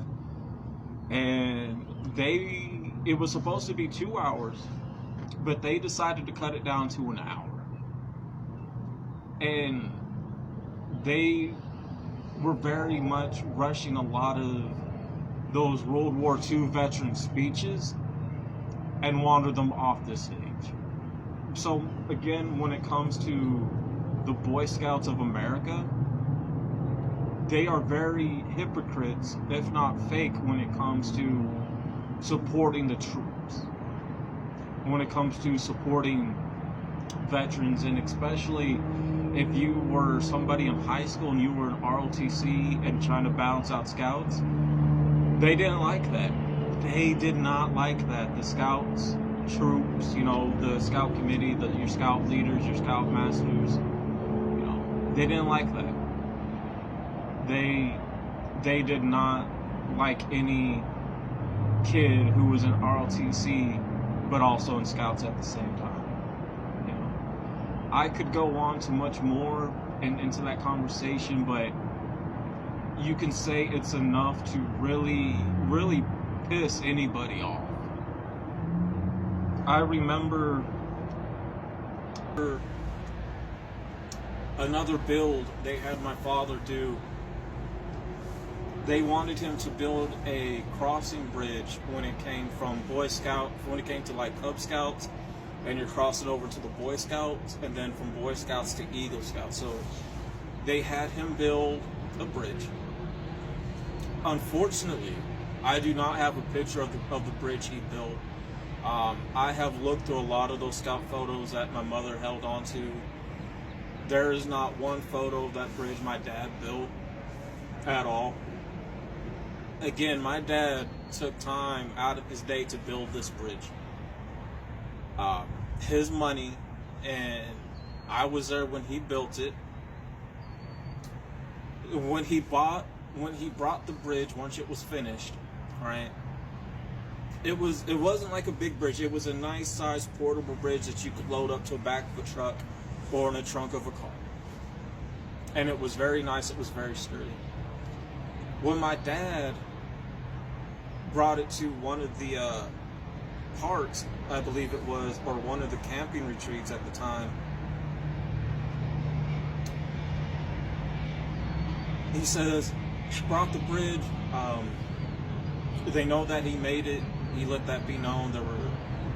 Because they know that he back then when he was alive, you know, he would make things. They said, thank you, but no thank you. We're not going to be using it. Not for today. Which upset my father, because they decided to use one of their Boy Scouts of America bridges that was made out of stick logs right here. And that is a picture of me crossing it from, you know, from Cub Scout to Boy Scout. They had us walk across this fucking flanky ass bridge that was made out of pretty much log sticks, right? That were so spaced apart that you literally had to be careful when walking across that. And that upset my father. That upset my father. They used it one time, and that was for an Eagle Scout graduation event. I remember seeing that they wanted us to attend to say, hey, this is what you boys are working towards. This is what you have to look forward to. Again, there's no pictures of that bridge, unfortunately. I don't know, again, I don't know whatever happened to that crossing bridge, because again, I know the Boy Scouts of America, you know, the council, you know, the community has that bridge still, I do believe, just like that track. And again, they really, you know, had my father do a lot, but they never gave him a thank you, his recognition or credit. They never did, and they just really cut my father loose because he cared about the kids. He really was hands-on teaching them. And I'd said it once and I said it before, the true reason why they let him go is because he was not about to put money in selfish, greedy people's pockets. And I'll get back to that too. Because I am going to touch briefly on that again. This is the last picture of me and my father back in '02. When I say the last photo of me and my father, I'm not talking about, like, you know, like deceased, even though again I did lose my father 3 years ago. But this is the last photo of me and him when he was involved in scouts, when he was a scout leader. And this trip was so fucking stupid because it was a waste of a lot of people's time. And this is the decision when my father chose to leave, and he's glad that they let him go. So there's me with my back turned and a picture of my father and our dogs that were alive at the time. And they had us out there in the cornfield just for like a weekend, just for like, you know, your I think it started on Friday all the way till Saturday and left Sunday.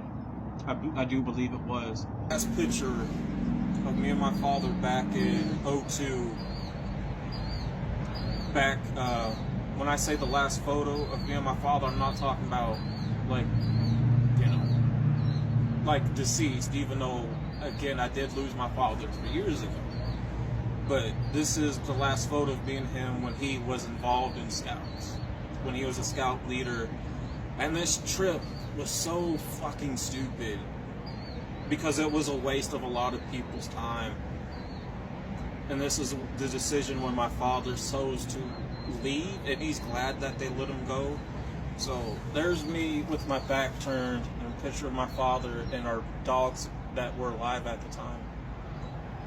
And they had us out there in a cornfield just for like a weekend, just for like, you know, your I think it started on Friday all the way till Saturday and left Sunday. I do believe it was. I could be wrong, but I remember it being, I think, like starting on that Friday, Saturday, and on a Sunday. They had no real events planned out, and it would just get into bullshit to where it's like, why? You know, like, why have us out here? It would definitely be the same reason why I left Scouts, along with a lot of others, and it was also my father's decision to pull me out as well. This is where now we get into the conversation, you know, of why the Boy Scouts of America really shut down. You know, they were about scamming parents, scamming regular civilians out of money to fund their pockets.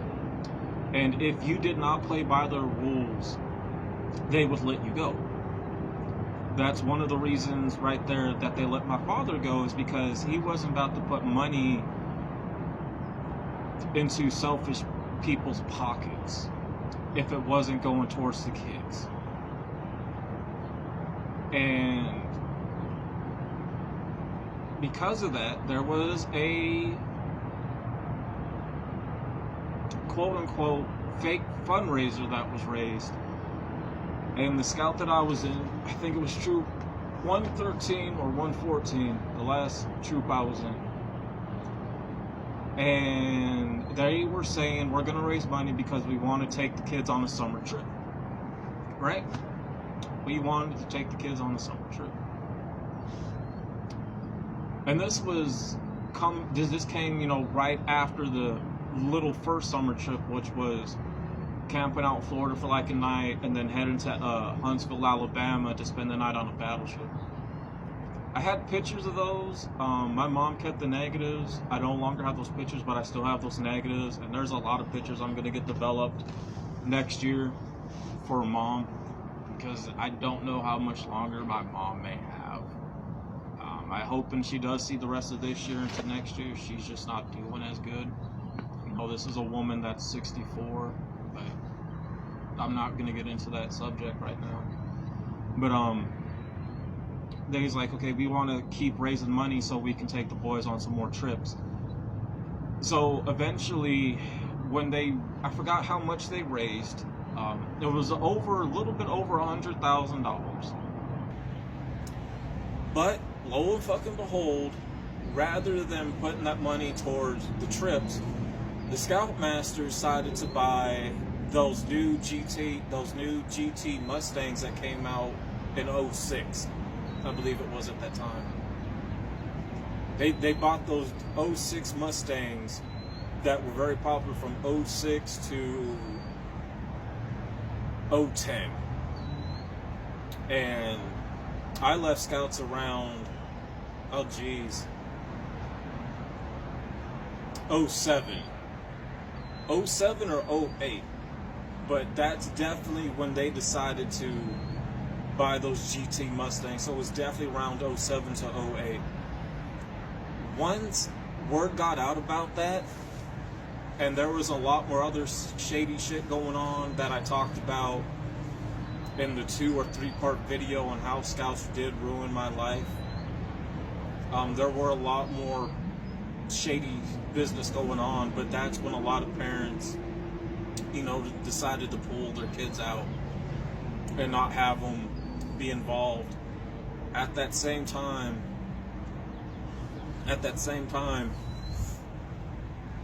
that's when I just threw out all my shit, because the stuff that I worked hard for, they didn't want to reward me for, because I was a half-breed colored child. My father was a military veteran, and everything was hands-on, and I was always wanting to make sure things got done because I was a natural-born leader, and I was tasked with a lot of stuff, and I done a good job. But because I wasn't always about playing by the rules, that's why I never got rewarded like I should have. But there was one person, a friend of mine's at the time, I don't know whatever happened to him. His name was Chad Mills, and the day my father left, to remind you, a lot of the parents and a lot of the kids enjoyed my father for him being a scout leader. And so Chad Mills, he got my father a Boy Scout Christmas ornament, and him and his parents got my father a Boy Scout leadership plaque made for him. And I still have both of those till this day, put away in storage and protected. Because my father was really hands-on, and they knew the stuff that the Scout community put him through, and how they used him, and how they took credit for a lot of the shit that he did. So there's that.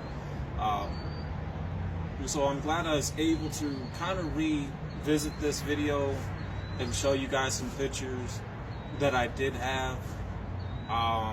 It just sucks I didn't have pictures of the life-size boxcar or the crossing of the bridge that he built. I'm pretty sure somebody out there has pictures of those that he built. I know personally I don't have them. I don't know if they're in the negative photos that I did want to get developed, but I guess when I get to that next year, I'm hoping that they will be. But with that being said, I hope you guys enjoyed the video. I'm out. Peace. Here is my Scout uniform right there. For those that just may not believe me with the past 3 videos I posted, I had more badges that I was supposed to get, badges that I earned, but they were never given. I did get cheated out of a lot. Like these, I'm trying to figure out the name of them, these statues, I think is what they're called, for the arm things. I never was rewarded mine at all. So I got my own. Being in Scouts for me was a very horrible experience. It was. I have nothing but bad memories about it. Nothing good never came about it, especially when I volunteered or I had to be at certain events, certain occasions. The first one to show up and the last one to leave. Why nobody else really showed up, and they gave the recognition, to work that I did to other boys who never did anything. So, when you hear the Boy Scouts of America, there really is nothing good that comes about it. It left a bad taste in a lot of people's mouths. And with the videos I shared, I really wanted to focus on the racism, being overlooked, being ignored, being, cheated out of things, getting things ripped from you because of the favoritism, politics, and finances that play a role in scouts that other people don't talk about. And that's what I wanted to really, really share. So I got my old, uniform. I have my old Cub Scout one, I believe. Still, I should. But this is the Boy Scout one. Just like I was so close to really finishing and getting my Eagle Scout, it just never happened. Like I said, I got screwed out of that really bad. It wasn't easy. A lot of things that they taught came from the natives. For people that don't know how Boy Scouts originated, Boy Scouts of America came from, with their skills from the Native Americans that were taught by the mountain men and pioneers. And with their survival tactics, is how the military adopted basic training. So if it wasn't for the natives and the mountain men with the pioneers, along with that came with Boy Scouts of America, the military wouldn't have never have learned basic training, basic survival skills that came from the Boy Scouts of America. And you would think because Boy Scouts of America, the way they look on the scene and light, that that they're so honorable and that they care about, the troops, when in reality they don't. And you guys heard me, talked about that in the past, or the last 3 videos leaning up to this one. So yeah, that's why you hear nothing good about Boy Scouts of America. It leaves a bad taste in people's mouths. That's why you have all these SA stories, crime documentaries, stuff like that. And, there were things like that was going on when I was in Scouts, but, people didn't talk about it because it was taboo or looked down upon. But in reality, it happened, and people whispered about it. There was just so much BS. It's when you see this isn't this isn't a symbolism of anything good. That's why you don't see them around anymore. That's why you don't hear about camps anymore. That's why the Girl Scouts have really took over that.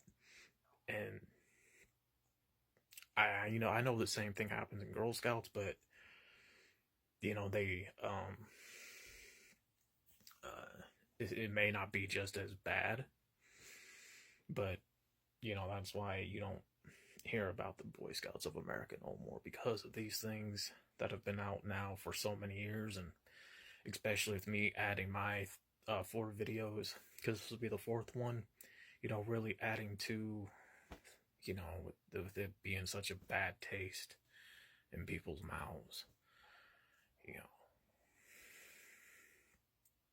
I wish this was a symbolism of stuff that was good, but it's not. It really isn't. And especially when they like to use churches as a place of meeting to look like they're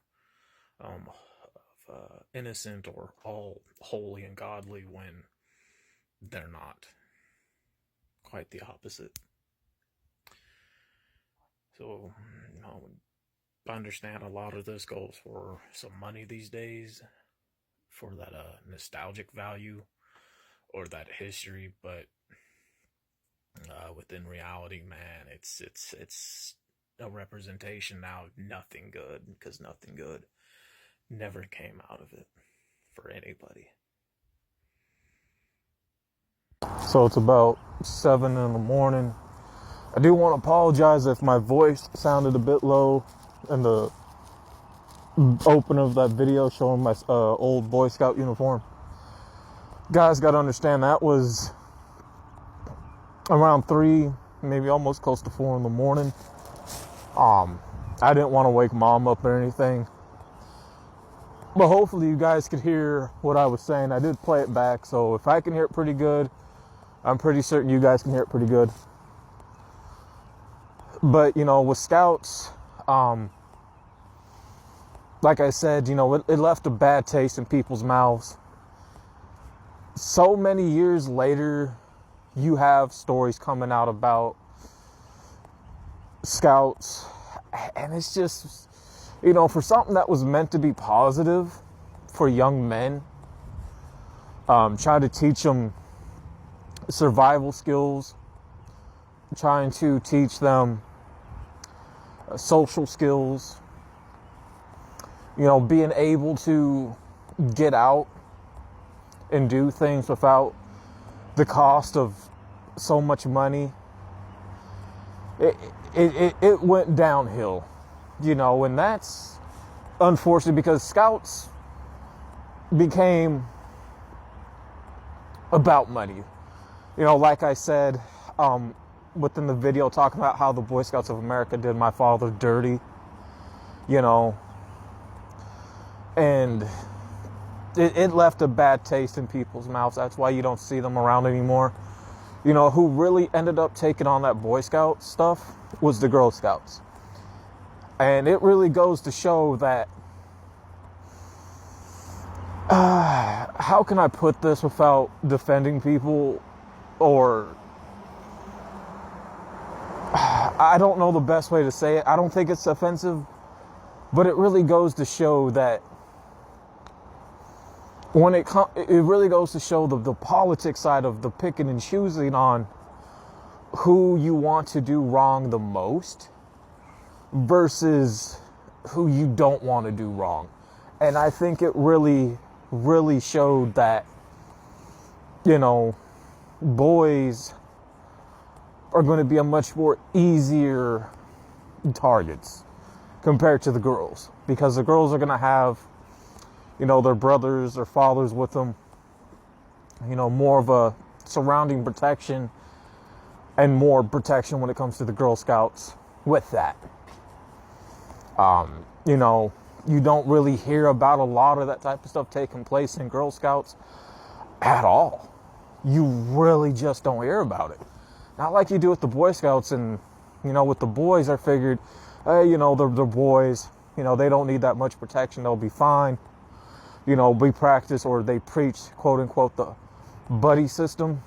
No, it's just a lot of bullshit. I know a lot of the parts with what we all hear, like I said, is a lot of the SA stuff and everything. But like I said in them videos, you know, I'm on the stuff that you really don't hear about, with especially the, you know, the racism, the picking and choosing, getting your stuff pretty much stripped from you, or not getting rewarded with the work you put in, and other people, you know, receiving these things or the recognition for stuff that they didn't do. Yes, you had, when it comes to grooming boys, the SA stuff, like that was real in Boy Scouts. It was real. No doubt about that. Like, it was a real thing. But like I said, you know, nobody talked about it because it was considered taboo, but people whispered about stuff like that happened. You know, it wasn't, you know, attracting pedophiles. It was grooming boys to become pedophiles in Scouts. They were being groomed to be that way. They were. And, you know, a lot of the things that I do want to mention that I forgot about, then before I forget about, before I really end this series, is this. You know, you had the Scoutmasters yelling at the kids. You had, like I said, they were giving recognition to people who never done the work. And there were plenty of times where it would either be me and 2 other boys, 3 other boys showing up at certain things to do our civic duty, and nobody else showed up. And you would think that we would get recognition. And again, sometimes, you know, those boys that showed up, sometimes they didn't get recognition. Most of the time they did. But it really went to show, you know, picking and choosing. And I didn't get recognition for a lot of the stuff that I did, because a lot of that recognition went towards the other boys who never showed up, never did nothing. Like also when it just came to, you know, they were giving other people these rewards and stuff when, you know, you would bust your ass and you wouldn't receive anything. Another thing that would also take place within Scouts is bullyism. And, you know, if you try to do something about it, you would get ridiculed for it. So you had no choice but to really sit back and watch the shit fucking happen. So bullyism was a real thing. But very, very rarely in Boy Scouts will something actually happen where the Scoutmasters would have to jump in or take recognition. So, you know, I shared the story on this page about maybe several days ago. And it was in talking about, you know, racism and being set up for things that you didn't do. But, you know, me and this one kid, you know, his mom was there with us, and we were doing the canned food drive, loading up service trucks behind the post office along with people from the prisoners who were there, who are outside trustees from the jail, what have you. You know, we were in our Boy Scout uniform shirts, not the button down, but the, you know, the troop shirts or what have you. And it was during the summertime. And, you know, we went to go use the bathroom around the corner to a place called Fred's. I don't know how many remember that store. It's kind of like a dollar store, or it was back in the day. And, you know, we got framed. We got kicked out for something we didn't do. And the person came out, the manager owner is like, "You boys stole some of these Pokemon cards. We seen you on the security camera. Here's the open packs." And, you know, we didn't do none of that. But the guy didn't believe us, so we went to go grab my friend's mom. You know, she didn't like that we were blamed for something we didn't do. And the guy was an asshole. But, you know, one of the Scout masters who got word of this, he was a lawyer. And he went down there. He's like, "I want to see this tape that you're blaming my boys for about stealing." And he's like, "Oh, I can't do that. Well, I'm a lawyer. Here's my card." And he brought the cops along with him. And the owner had no choice but to show those tapes before they got erased or whatever. And the owner, you know, the manager, you know, he got fired for making false allegations because it was a whole different set of boys from a few days ago who were stealing. They were just looking for people to blame. You know, and that was one of those rare occasions when it came to something like that where Boy Scouts of America or a Scoutmaster would actually come to the defense of the kids that are part of a troop that the adults are supposed to be responsible for. But, you know, there was just so much. You had so much shit going on. I remember when, you know, some of these Scoutmasters would get on to some of us who went to the gift shop to get some few snacks to fuel up because, you know, Boxwell's not a thing anymore. I don't know how many of you guys know what Boxwell is. Boxwell is a summer camp for Boy Scouts and Girl Scouts for the summer. And, you know, you have to walk, you know, you have to hike to your classes on foot. You have to carry a shitload of stuff with you, you know, just so much things that you're going to need. And of course, you know, you're going to get worn out. You're going to get tired out. Like, that's a lot of energy you're going through within one day's time. Yes, you can stop and rest. I remember some of the boys, there was a friend of mine, and he wanted to buy himself a few snacks before class. Right after, I think it was lunch. Scoutmaster got on to him. Well, what the Scoutmaster fails to realize, why the adults who are responsible for the troop, you're stuck in camp. You don't have to go out there and walk for 8, almost 9 hours every single day on foot, carrying a big backpack full of supplies, full of gear. You're not the one out there having to lug around a fishing pole, a tackle box all day. You know, also have to carry stuff that you have to make from the arts and crafts classes. That's a lot of stuff, man. And we don't have a lot of time to rest up at camp after lunch. You know, we got maybe 5-10 minutes. So guess what? We're going to need something to keep us going, because even though we ate lunch, we're still are going to be using up a lot of energy, you know. And some of us had classes after dinner. I'm glad I was not one of them. But, you know, we got ridiculed for that.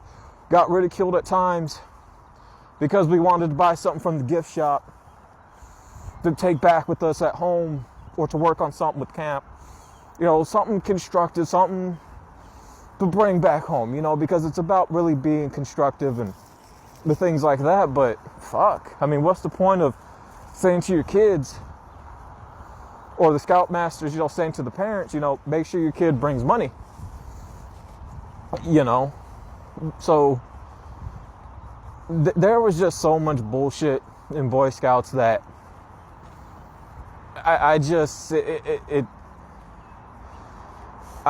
it's really just a messed up thing. I know I still got my old Cub Scout shirt. I do believe I do have that packed up, actually. I know I do, unless Mom may have threw it away. I think I still have it. I should. So I believe it is still packed up. I think I know which box is in, but I'm not going to open it.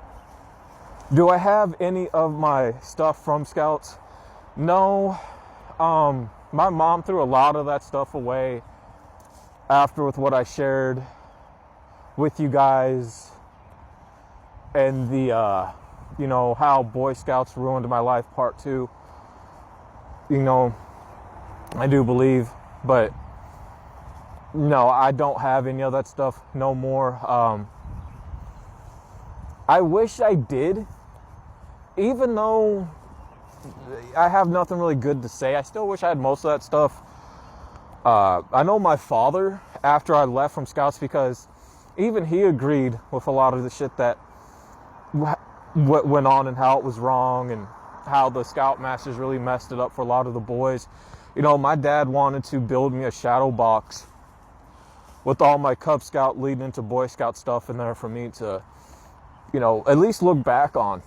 But my mom threw that stuff out. She threw out my box derby trophies that were 1st and 2nd place trophies for design and speed. You know, my dad didn't like that, but what I have left is what I have.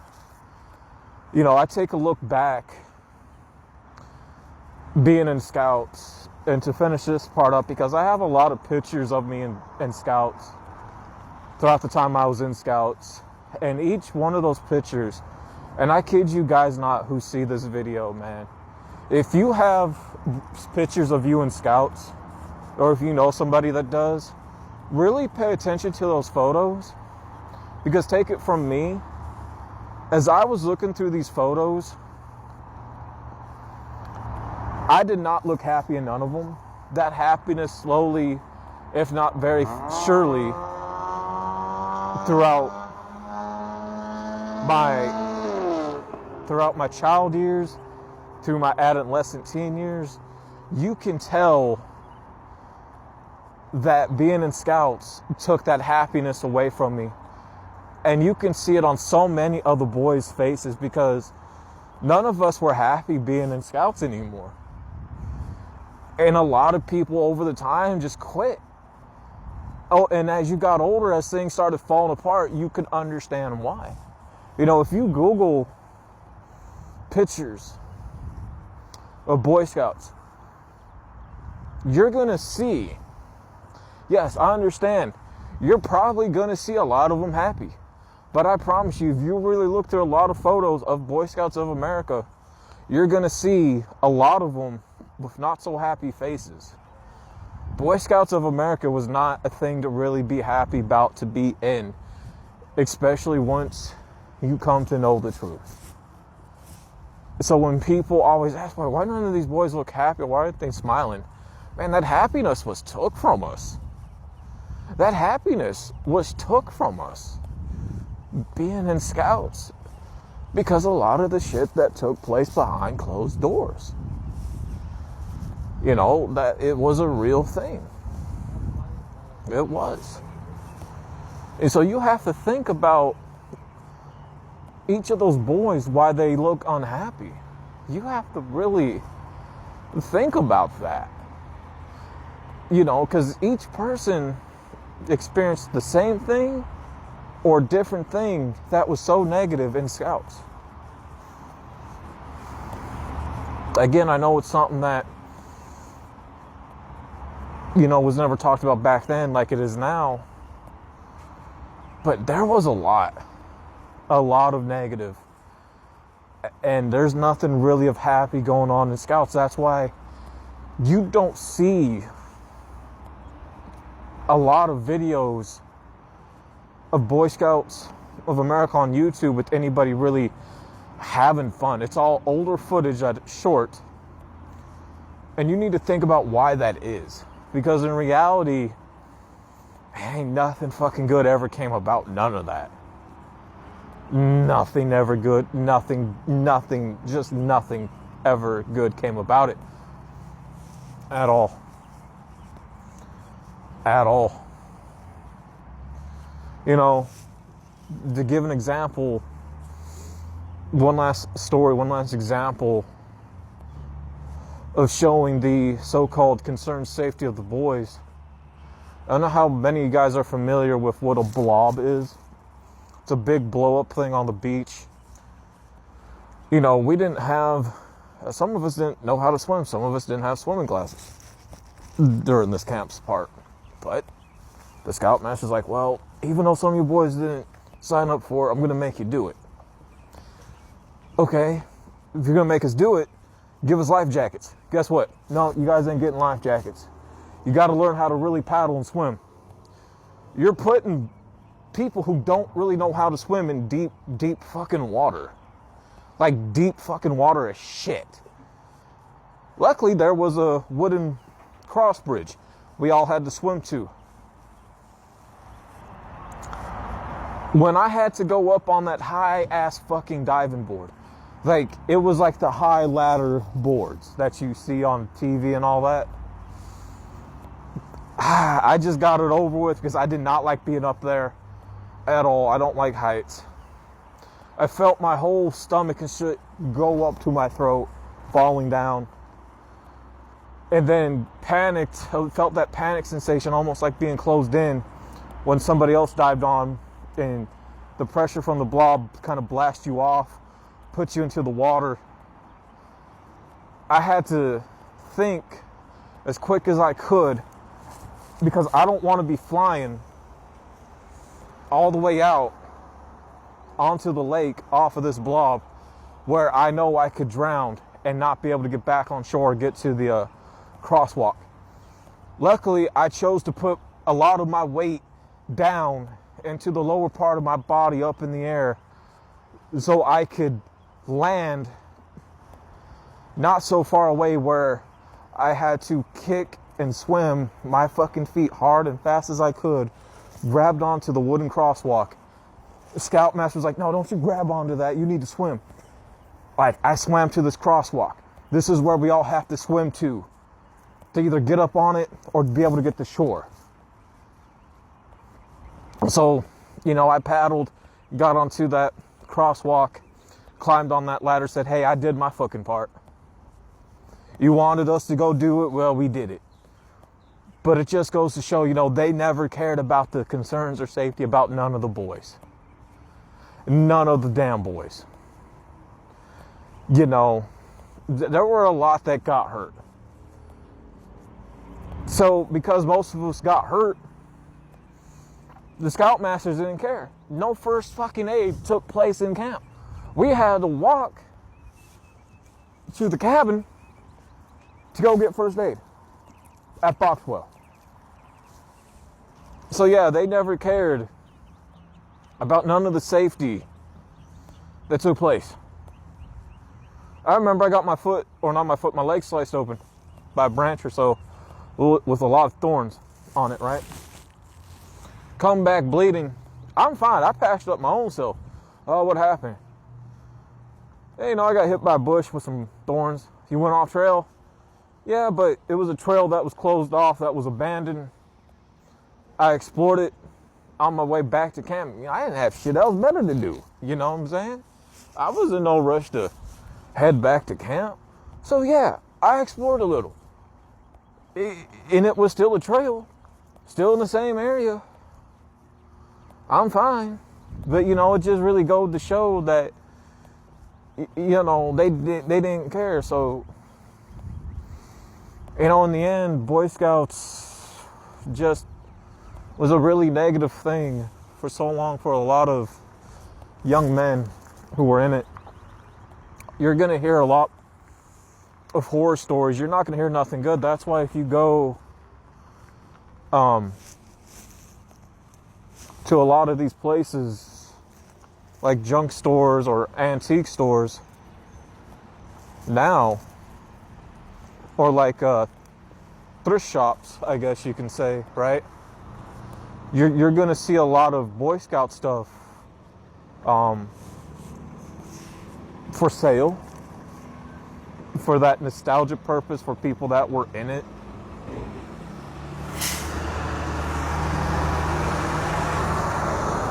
Or for a lot of the camping gear. Because I'm not going to lie, Boy Scouts of America had some good shit when it came to camping gear. Over time, if you ask me, a lot of it kind of got crappier. But if you go to like your sporting goods store, you're not going to see a lot of Scout stuff anymore. You're just not going to.